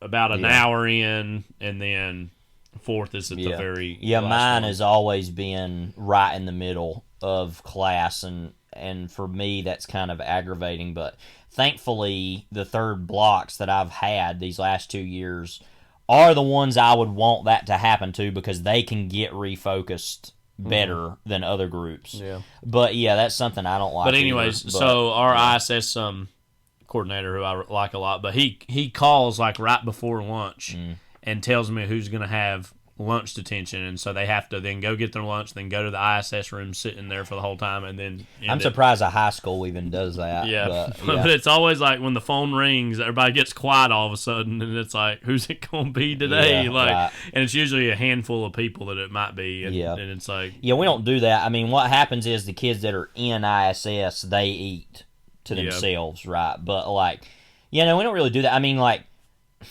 I'll be honest, there's certain teachers, I won't name, that do this whole thing of when you do not bring your progress report back, you have silent lunch. And I'm like, I'm not a fan of that. Yeah. Why? And I don't really mind if they heard this. I mean, I really like these people, so it's nothing. They're my colleagues, but that's just something I don't really understand. It's like, I know we're supposed to need to get those back, but like, I don't know, the kid forgot. They're 12, 13. Yeah. But then I get it. Then the point is, they're not going to forget next time, or they won't forget now. They'll go home. But there's some kids that just aren't going to do that. And it's like, how long will that go on before you just give up? I don't know. Yeah. There's just certain things like that just don't make sense. They to feel me. arbitrary. Yeah. So anyway, what are we talking about? Max Keeble's big. Yeah. Okay. So let's talk about some of the other miscreants in this movie. So we've got Evil Ice Cream Kennedy, who Jamie Kennedy is just kind of a low-key train wreck of a human being anyway. Let's go to his personal life section and see if there's any... if there's anything going on there. Oh, I guess not. No, not really. Active in California's tourism campaign, appearing with the Governor in a couple. He was in Dead Poet Society as an extra. He was Elmo in VR Troopers. Cybertron pilot. I think the best Jamie Kennedy ever was in Scream. I think he's pretty good in that. Romeo and Juliet, he's in too. Oh yeah, I remember. Oh yeah. Bong Water. Look at that. Oh, wow.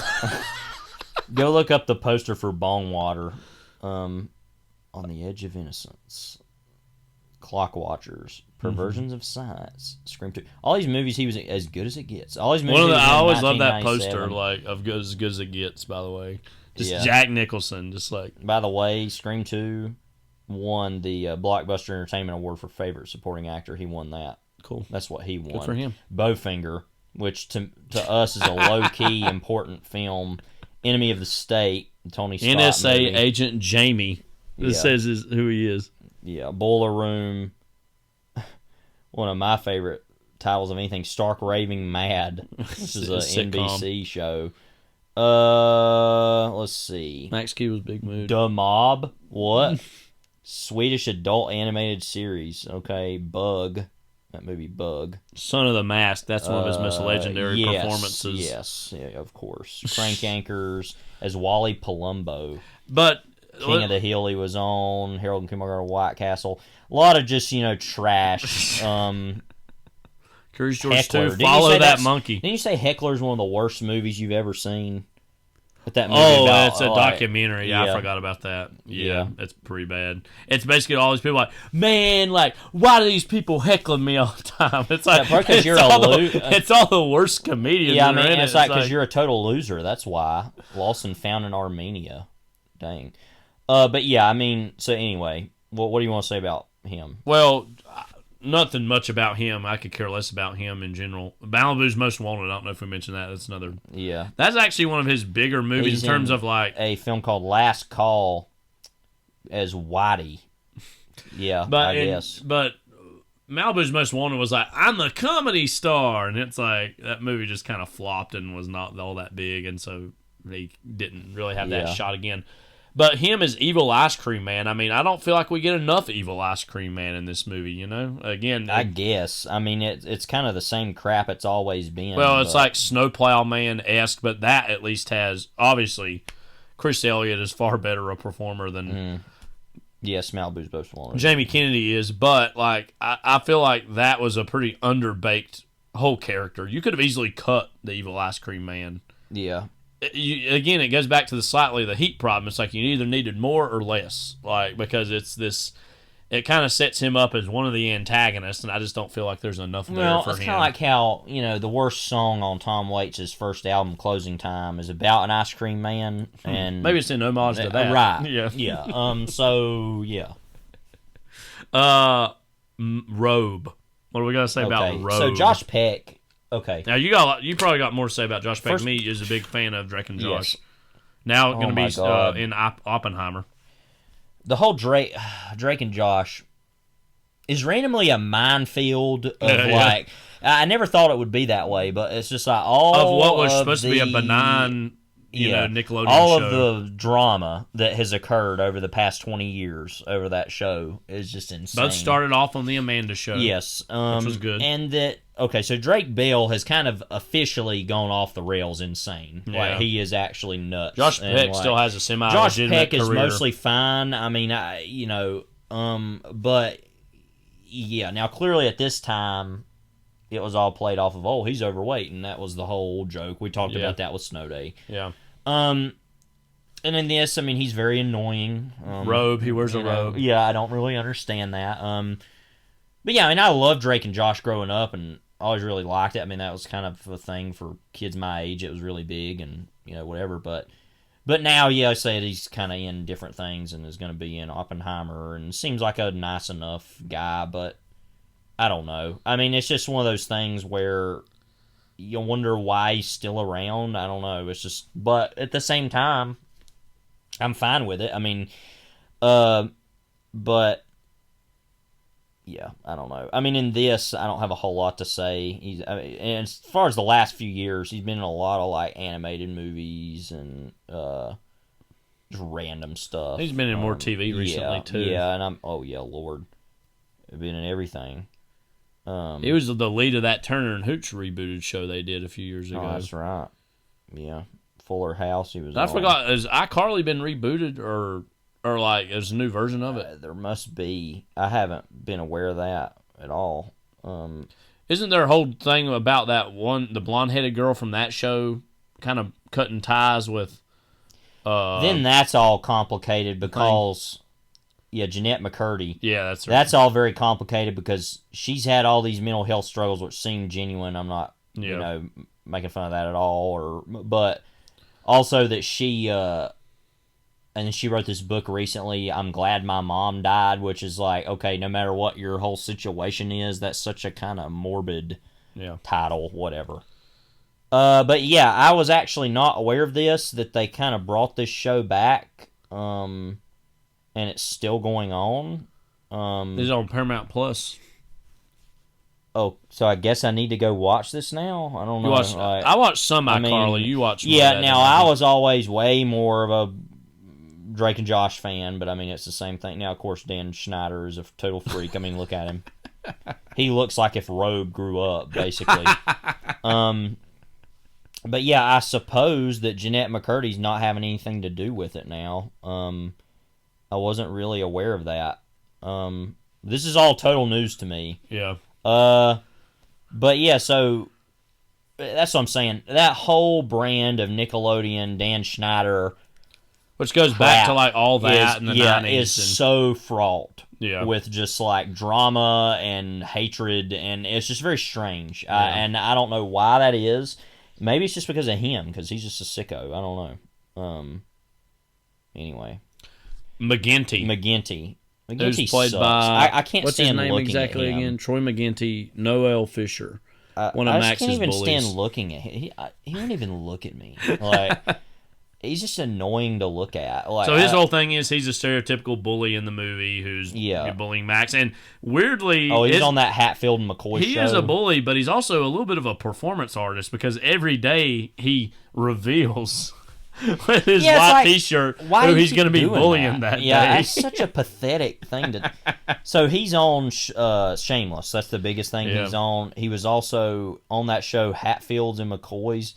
You remember when that came out? It was like a big deal. It was like Kevin Costner and what's his name? Bill Pullman? Bill Paxton. Bill Paxton, yeah. Were in that, and like I remember when that came out, and I didn't really care anything about it. But oh my god, I don't know around about here, especially. It like took over the culture around here. I remember it was like a big deal, and I was very confused by that. By around here, again, for clarification, we're talking about Western North Carolina. Yes. He was in some of the Twilight movies. He was in a bunch of Teenage Mutant Ninja Turtles stuff. But then there's the big reversal of Max having the McGinty shirt. He shows off like, I'm going to bully him. And his big fear is this like... McGoogle's the Highland Frog. Which is like a mascot cartoon character, basically, that he dresses up in, that he's so terrified of. The and Highlander even Frog. Hearing the jingle sends him into shock, basically. Yeah, I mean, it's pretty bad, I gotta say. I mean, and then there's a whole moment where he's like hiding under the... the weirdest thing to me, though, out of all of these is, what's his name? Dobbs. Okay, so Dobbs. Where is he on here? Okay, Orlando Brown as Dobbs. This he was on the... he might have been like on Family Matters. Yeah, he was. Yeah, and then Two of a Kind. Proud Family. He was on Major Payne. It was in the movie Major Payne. Wayne Head. What? Okay. The Proud Family and That's So Raven he was on too. Yeah, I barely remember that. Yeah. You want to talk about him a little bit? Because, so he's like basically this student who's like also like a Wall Street maven. Basically, he's just like this.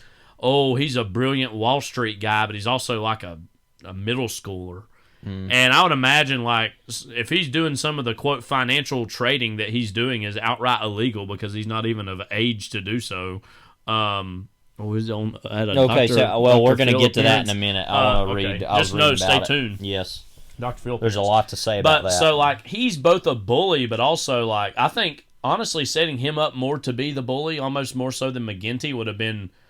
And they're both kind of, him and McGinty are kind of like teaming up at various points. Yeah, which is strange. I think it would have been interesting if he was more of a protege, even of the principal, and that there was like a whole relationship there, and that he's doing the principal's dirty work in the school and kind of been in a rat thinking that way. But again, he's just, like black student who's Wall Street savvy, and he's a middle schooler. Isn't that hilarious? And pretty one-note joke anyways, and it's just like, okay, and again, makes me laugh here and there in terms of some of the lines and situations he's in, but on the whole, again, I'm like, why was this here? I don't understand where this fits into the story, other than just saying, look at all the crazy different kinds of kids that go to this school. But I don't know. It's definitely an original thought, and give it that. Mm-hmm. All right, this is actually kind of sad, some of this, I'm going to be honest, because we're going to laugh at it, but it's, So he appeared on Dr. Phil in 2018. First of all, he's been a drug addict here and there, went in and out of rehab. Supposedly went on Dr. Phil in 2018, made a lot of false claims. First of these was that he was the son of the musical icon Michael Jackson, saying his full name was Orlando Brown Prince Michael Jackson Jr., and he had 4 children, 2 of which he had never met and whose names he did not know. He claimed the oldest of his children is in between the ages of 16 and 18, meaning Brown would have been between 13 and 15 at the time of their birth. He additionally claimed he had been sober for 4 years.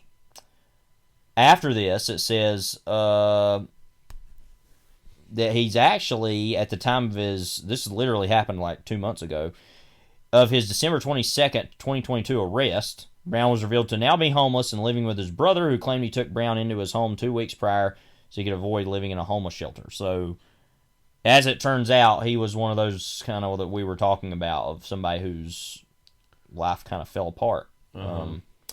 But yeah, so that's sad to hear that he's that crazy, I guess. I don't know. We're going to leave it on that? Like with this I don't know what else to say, yeah. It was that was well. One thing I just want to mention about the bullying in this movie, as depicted by McGinty and Dobbs. Yeah, Dobbs, by the way, just like sounds like a daggum like crime Cobb. movie. Anyways, that there's the whole thing of all the things McGinty does to Max. He puts him. I don't even remember what all he does, but he's like all this trash and stuff just falling off of him, and then Max comes to the assembly late, which he had McGinty, but Jendrake has everybody assembled. And, he's walking in late, and the spotlight's on him, and then, Jendrake's going on, I've got my eye on you, blah, blah, blah. And it's, not doing anything about the clear bullying that would have taken place. But I still have some kids here and there that complain about bullying at the high school level that nothing's done about, so I'm not going to act like that's not its own problem. But it just speaks to the lame-brained, slapstick, fly-by-night nature of this movie in many ways, that it's obviously appealing to the lowest common denominator. Again, we've talked about John Hughes before on this podcast, but greatness and weaknesses of his. But, his movies have this thought-out intelligence, and though he made a lot of movies about teenagers or kids, felt thoughtful and didn't appeal to the lowest common denominator. This is just one of the vast majority of movies made for kids that do appeal to the lowest common denominator. And, it's almost just like, and most movies are made this way. It's just made because it's just made, we need to make a movie for the middle school age market. And, again, the middle school age market was not really interested or having it at this particular moment of time. But, again, as we said, it really set the stage and the standard for what a lot of the Disney Channel original movies would be. Right. And I would imagine Disney probably looked at the lack of success with this and said, we're just going to double down on making Disney Channel original movies as opposed to theatrical release. Yeah, and it's strange you don't get movies like this at the theater anymore. Now it's all about dropping them on streaming even, because that's where you get something like Home Sweet Home Alone, which was awful. I mean, and so, it's just... It's a throwback in a lot of ways to a movie that was wow, this got released. Actually, people went and saw this in the theater. We watched this via Disney Plus. Yes, and when we originally watched it, it was ultimately just on Disney Channel. Who said right? But yeah. Any last thoughts about? No, this? Not really. I mean, I feel like we were randomly more thoughtful about just a lot of random things about this than we needed to be, but it's no heat. I think we can agree on that. Not quite as good as heat. It's snow day. It's snow heat. So, so that is it for this episode, our 70th episode of Overlapping Dialogue. But don't worry, we've got some new special things lined up and coming your way in a little while. But first, Jeff Probst, what have we got next week? Stay tuned for scenes from our next episode. Thank you for seducing my wife. I mean it. The anger kept me going. It was like strong, cold coffee. Sometimes when it was bad, the only way to keep my mind together was to concentrate on ways of killing you.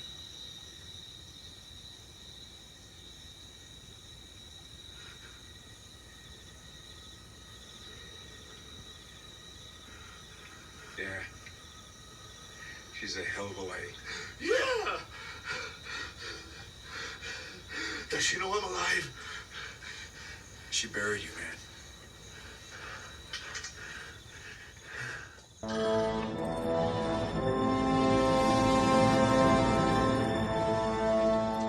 Walnuts. Walnuts? Tracy, there is a widow to whom a few words need to be said in bereavement. Pat, bring in Flat Top and Itchy. Sam, get these fingerprinted. Flat Top and Itchy, for what? I want to find Lips Manless fast. With a handful of walnuts? Yeah, with a handful of walnuts? Walnuts?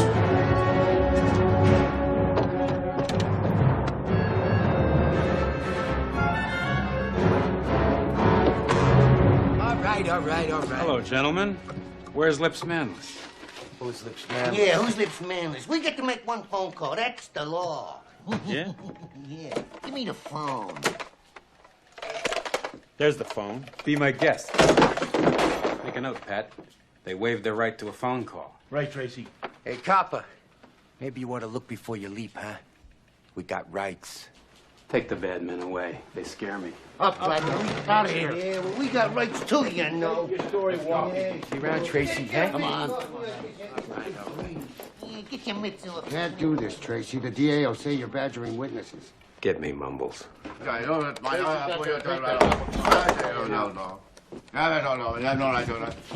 Mumbles. What right there talking about?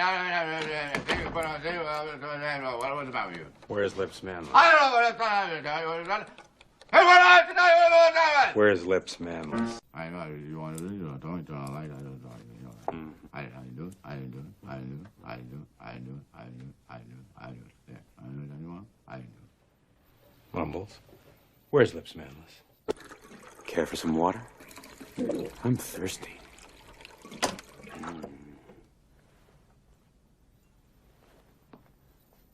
Where's Lips Manless? Where's Lips Manless?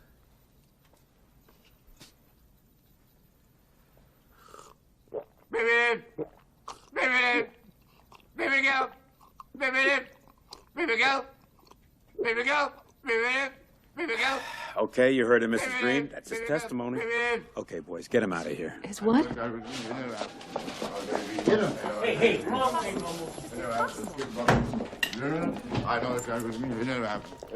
I would imagine one of those clips is immediately more recognizable to people than the other. Not the Before we even get into talking about those movies, just a programming note: we're actually going to be taking the next 2-ish months off. Yeah. So we're probably going to be getting back in mid to late April. Don't worry, we'll be back. We did a similar thing last year. We took a little bit of a break during the early part of spring. Yeah. I think Titanic was the last movie we did before we came back. Was that when we came back? Was that where we started doing the crime movies? Or was there something before that's that? when that was. Yeah, that we did all the. That was our last that took up big that group much of, time. commentaries. Yeah. Yeah. So because we started doing it twice a month instead of 4 times a month. So, we're going to be off the next 2-ish months, but don't worry, we'll be back. And with the next 10, we're going to be doing all 90s movies. So all movies from the 1990s. So our next 10 will all be 2 movies apiece from each year. So we're going to be hitting every year the 90s, hitting each year. And just in general, before we get into these 2 movies, which of course you heard the clips of Havana from 1990 and Dick Tracy from 1990 as well. Generally, Levi, I know the 90s is one of your favorite decades of film. Why? Music also. And why is that? What about that era resonates I don't know. I think that it, especially with movies, I think it's just that, to me, that's kind of where you get, obviously, the boom of American independent cinema was big. I think it's just movies just got to a point where they could be both, because it's a vast spectrum because it's obviously all of these big budget movies, big movies like something like Jurassic Park, or Terminator 2, all these big action or science fiction or just big blockbuster movies that came out that were great. Then you also had just a lot of, like we said, these more independent movies. I mean, you had Tarantino and Paul Thomas Anderson and all these people that came out of that. I think it's just ultimately just a maturation of cinema in general that it could be. I feel like that was the greatest and grandest intersection that we have had of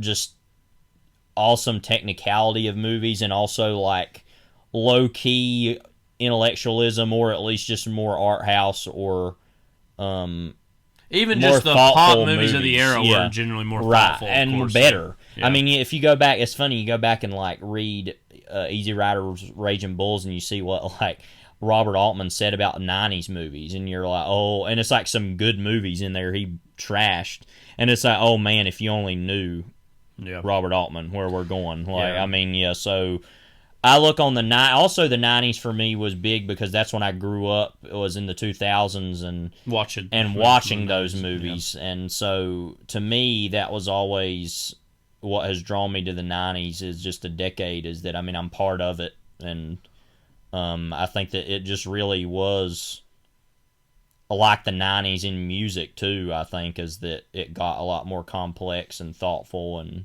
and more interesting in a lot of ways. I would agree with all that, and I would only add that I think I'd even go a step further. I think the 90s might be not necessarily the finest decade of American cinema, though it would be up there, but the most diverse decade of American cinema in terms of, as you're you also said, getting a lot of foreign films still coming into America too. We didn't even talk about that. But, again, we're just I was born in '92, so again a lot of the greatest movies of the '90s, maybe of a more independent or art house or dramatic scope, I saw later than I did at the era, but nonetheless, it's an era that I still remember and think back about fondly. It was definitely an upgrade from the 80s overall, and again, the 80s overall did have some great things about it, but we've talked about this before, but it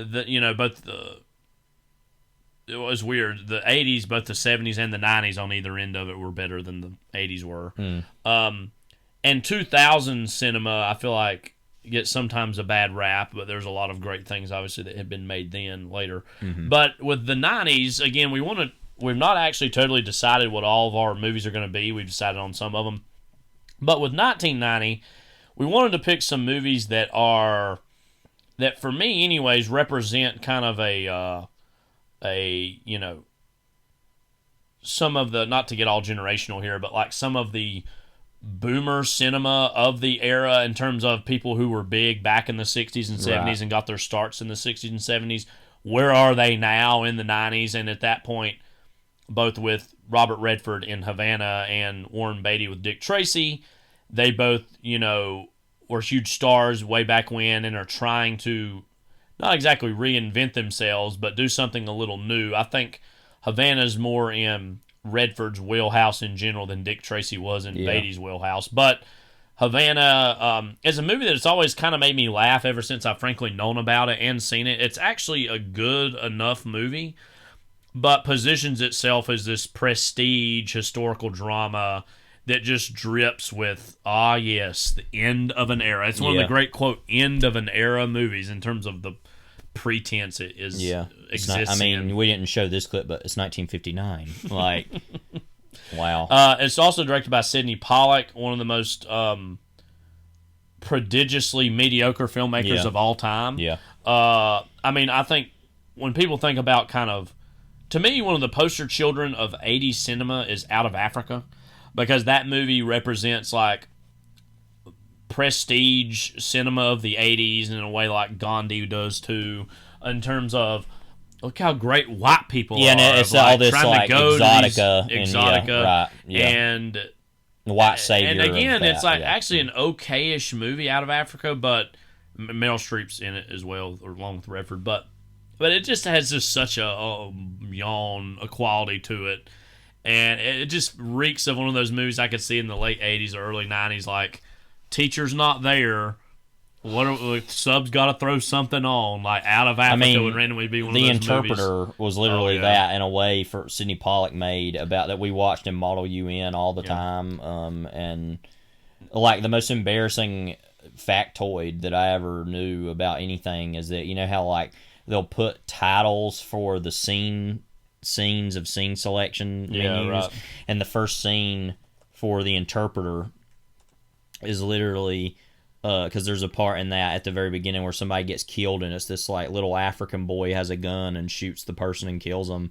But he says, before he does, he says, "Good day to you," is what he says, and shoots him. And then the name of the scene is in quotations, "Good day to you," and it's just like the most embarrassing thing I've ever said out loud is this right now. Now again, Sidney Pollack, he has made some good movies. I think 3 Days of the Condor might be among his best films. They shoot horses, don't they? Yeah, also, that's good. But he makes a lot of these movies are trying to be these Jeremiah Johnson. I don't really care for that. No, that's not very much. Bobby Deerfield. Oh man, you talked about that. Al Pacino. That scene where he's like freaking out about the like air balloon, she's like hot air balloon, or his something. His girlfriend is in this hot air balloon, and she's going up, and he's like yelling at it. It's just so weird. Yeah, it's like, but 3 Days of the Condor, probably all told, is his best movie. Now, partly, and I mean, he made a lot of movies with Redford, so clearly there's the.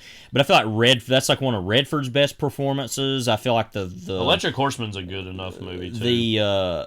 I feel like the whole concept of that is really of 3 Days of Condor is interesting. I think that's just a really good movie in general. But also, some people might know Pollock as an actor. He's popped up in some things. Eyes Wide Shut, he was memorably in. Michael Clayton. Mm-hmm. I always remember him as like he's in like an episode of The Sopranos. Also later in the show. But again, he's a perfectly fine director. But he just happened to be. He won. Out of Africa, won Best Director and Best Picture. Did he win anything for Tootsie? 'Cause I know that Dustin movie's Hoffman big, might but have won something for that. Let's see. I've still actually not I seen haven't that. either. I've heard it's actually good, but it's probably his most beloved movie overall. He didn't win anything. Okay. Jessica Lange actually won. For Oh, that. Was okay. the only one who won Best Supporting Actress. Okay. Terry Garr was also nominated for Best Supporting Actress that year for that movie. But again, Havana, it just drips with like End of an Era, What Times We Had, which we were big fans in a weird way of that. I'm also weirdly fascinated by prestige, quote, prestige movies, because I feel like that's among the least studied and understood, quote, genres of film, because it's, most people just say, oh, it's like a drama. Or they say it's dramas Oscar bait or something like that, but they don't actually engage with that. And we're fascinated by that. We love the drama just in general. And even bad ones or kind of failed ones, I mean, are fascinating to me. A movie like Men, Women, and Children is one of the most downright bizarre, fascinating movies I've ever seen. The Jason Reitman. And Jason Reitman, he specializes in, totally other director, obviously, but he specializes in that. Up in the Air is one of the pinnacles of that type of movie. I know you say is really pretty Juno's good. Yeah. But like Labor Day. Oh my God, what a weird movie. Yeah, or even Tully. He just always makes a lot of these weird random movies like that. It's now, the Gary Hart one, The Front Runner, that was actually good, I thought. Hugh Jackman and Gary Hart was good in that Monkey Business. Gary Hart. But anyways, Havana, it's kind of been forgotten about. I actually went back and watched the Siskel and Ebert review of it, and they both actually gave it mildly positive. Yeah, you said I haven't seen Havana, by the way. I should have said that earlier. So this will be my first time seeing it. But I know you've always said that it has randomly one of the best endings for a movie that doesn't really deserve it. I think. Yeah, I think like the last scene, actually, the way it looks, and I was seeing it on kind of a crappy DVD. I've got a Blu-ray. I haven't even watched yet. This is how we'll be watching it. New transfer. But yeah, it's got like I think one of the most talked about things about the movie in general is actually its score. A lot of people think it's actually got a pretty great score, and I do remember the music being pretty good. And the ending has this random poetic heft that the movie, frankly, does not earn, I don't think. Yeah. But we can maybe talk about that next time. But the other movie, I know more people are going to be familiar with this. Dick I have Tracy, seen this, so 1990. Where to begin with this? Not good. Let's begin there. Not good. Yeah. Now, first of all, I want to say that you look at we were the scene that we played for this. We were watching it. Yeah, give me the phone. Yeah, give me the phone. And I remember how many actors are in this. Yeah. I'm just like, dang, they wasted all that. Al Pacino, the main villain. Dustin Hoffman, in a throwaway role. Yeah, as Mumbles. Yeah. Yeah. And obviously, Warren Beatty, now, Madonna. Right. Now, she is genuinely awful in the movie. Madonna. And she just says she is normally, as we saw at the Grammys. I mean, dang. Well, we saw after the fact. Because we did not watch the Grammys. And I will burn in hell before I do. William Forsythe. Yeah. Seymour Cassell. Friend of the pod. Dick Van Dyke. Seymour Cassell's a friend of the pod, not Dick Van Dyke. I want to make that clear. I just want everybody to know that very clearly. Henry Silva as Influence. That's my favorite one. Influence is your name. Now, Dick Tracy, though, yeah, I mean, like, that movie is bad, but I think what fascinates me about it, it's so well made. It's a big budget movie, is outrageous, in a good way, and that just the fact that Warren Beatty staked a lot, like this and Reds are his two movies he staked his career on, and he's like, I want to make this, and then I want to make this, and it's kind of insane that the same person could make those two movies of how great one is and how not the other is. But you still get the sense of the grandeur and the scope are definitely the same person, obviously, but it's just not a good movie really at all. Even the fact of like Warren Beatty and the Walt Disney Company like collaborating on a major release is a very bizarre the signpost of history. The thing about Dick Tracy kind of is now one of the most beloved movies on like film Twitter in general, has been for some years now, and I think it's because of the unabashed comic bookness of it, and that's one thing that's like one of the better things that's aged about it over the years.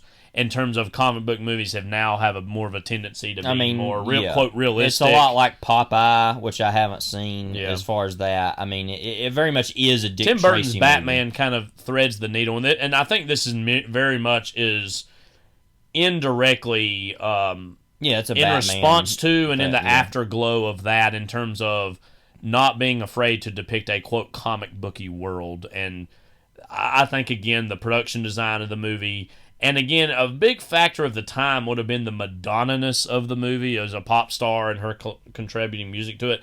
In many ways, is a beautiful product of its time, all of these things going into it.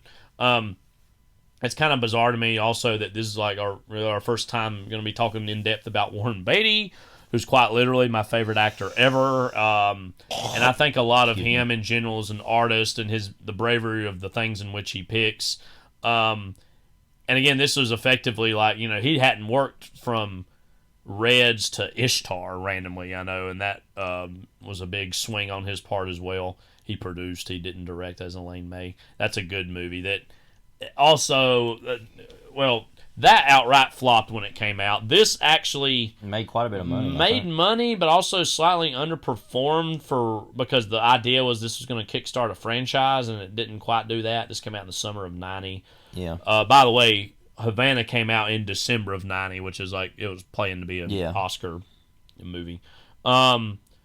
But again, I just think the visual design of Dick Tracy is one that is so memorable that again makes it stand out as, one of the most visually expressive comic book movies that still exists. Yeah, no, I mean, it's very effective in what it is. It's just not a good movie. It just happens to not be good. So that's the problem. I agree. Yeah. But I know there's a whole backstory behind the whole making of this movie, that there were, various directors like Steven Spielberg, John Landis, Walter Hill, Richard Benjamin. I think that actually out of that entire group, anybody other than Warren Beatty, I think Walter Hill would have been the most interesting.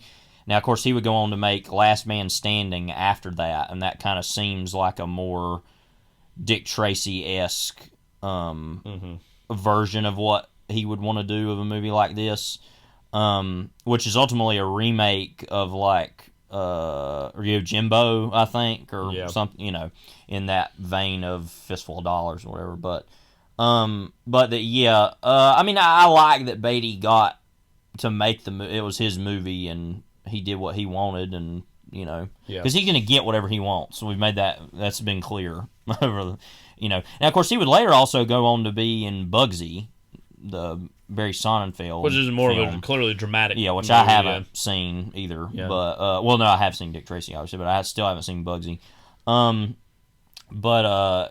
that would be a more serious version of this. But yeah, I mean, we also kind of had that glut of gangster movies that had been around that time. I mean, obviously you'd had The Untouchables, and then you'd had an actual genuine version of this, of Goodfellas, and even The Godfather Part 3. Yeah. So it is interesting that that kind of came in the midst of all this, and also was a comic book. Also a lot like Who Framed Roger Rabbit, kind of reminds me of. Yeah. But without the I think also this movie was unofficially part of Disney's comeback in terms of as a studio, and obviously Little Mermaid, and because the 80s was a very 90s. Dark era for Disney in general, as far as and Who Framed Roger Rabbit in this, I think, showed that they could do bigger, better live action product, because they would all follow that up eventually with Max Keeble's Big Move, so it all worked out. Yeah. We won't get too far into today, like the whole Warren Beatty's making of various short films to maintain the rights of Dick Tracy. It's so fascinating to me. Which literally, you're hearing this a little after 2 days ago, literally in a surprise move, TCM dropped a quote Zoom interview that featured Ben Mankiewicz, Leonard Maltin, Warren Beatty as Dick Tracy and then Warren Beatty as himself all talking to each other about how Beatty depicted Dick Tracy in his movie Dick Tracy. It's very bizarre. Because I haven't even seen that original special that he made like about 20 years ago. Is that when he made that? About 10. Or 10. 12, okay, it wasn't that long. Okay. We also need to just really, honestly, we can honestly do a whole commentary on Rules Don't Apply because that movie's just fascinating to me.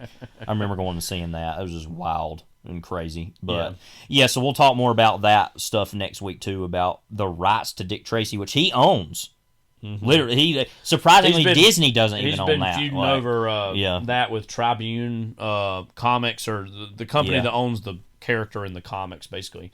Because even Disney doesn't own that. That surprises me. Yeah, that they don't. He got them, and then he went to Disney with it. Right, and he wouldn't give it away. He was like, "No, you'll get this," because that's probably why they did it. Like you said, is they thought, "Oh, this will make a lot of money. We'll do sequels, and we'll let him keep the rights, whatever, because we're going to make money anyway." And I think it genuinely they wouldn't do something like that now. A newer Dick Tracy movie animated, I think, would actually be the route to go, and do that style. Cool, I love that style of comic book art. I think is really interesting and good. I mean, but it's a shame that this wasn't better, or even a video game in that style. Yeah. Well, cool. There was the video game of Dick Tracy, which is really awful, supposedly. A new one, as James Rolfe would tell us. But so that's it for this episode of Overlapping Dialogue. Again, we'll be back about 2-ish months from now. So enjoy the time off. This one's been a mouthful, so we gave you a good one here. I think. This is Kyle. This is Levi. Take care. God bless. Cease.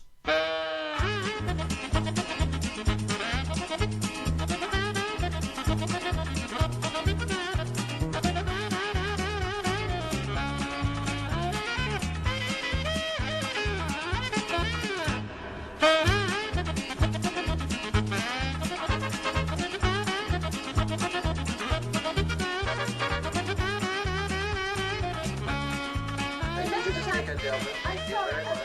So nice. Goodbye.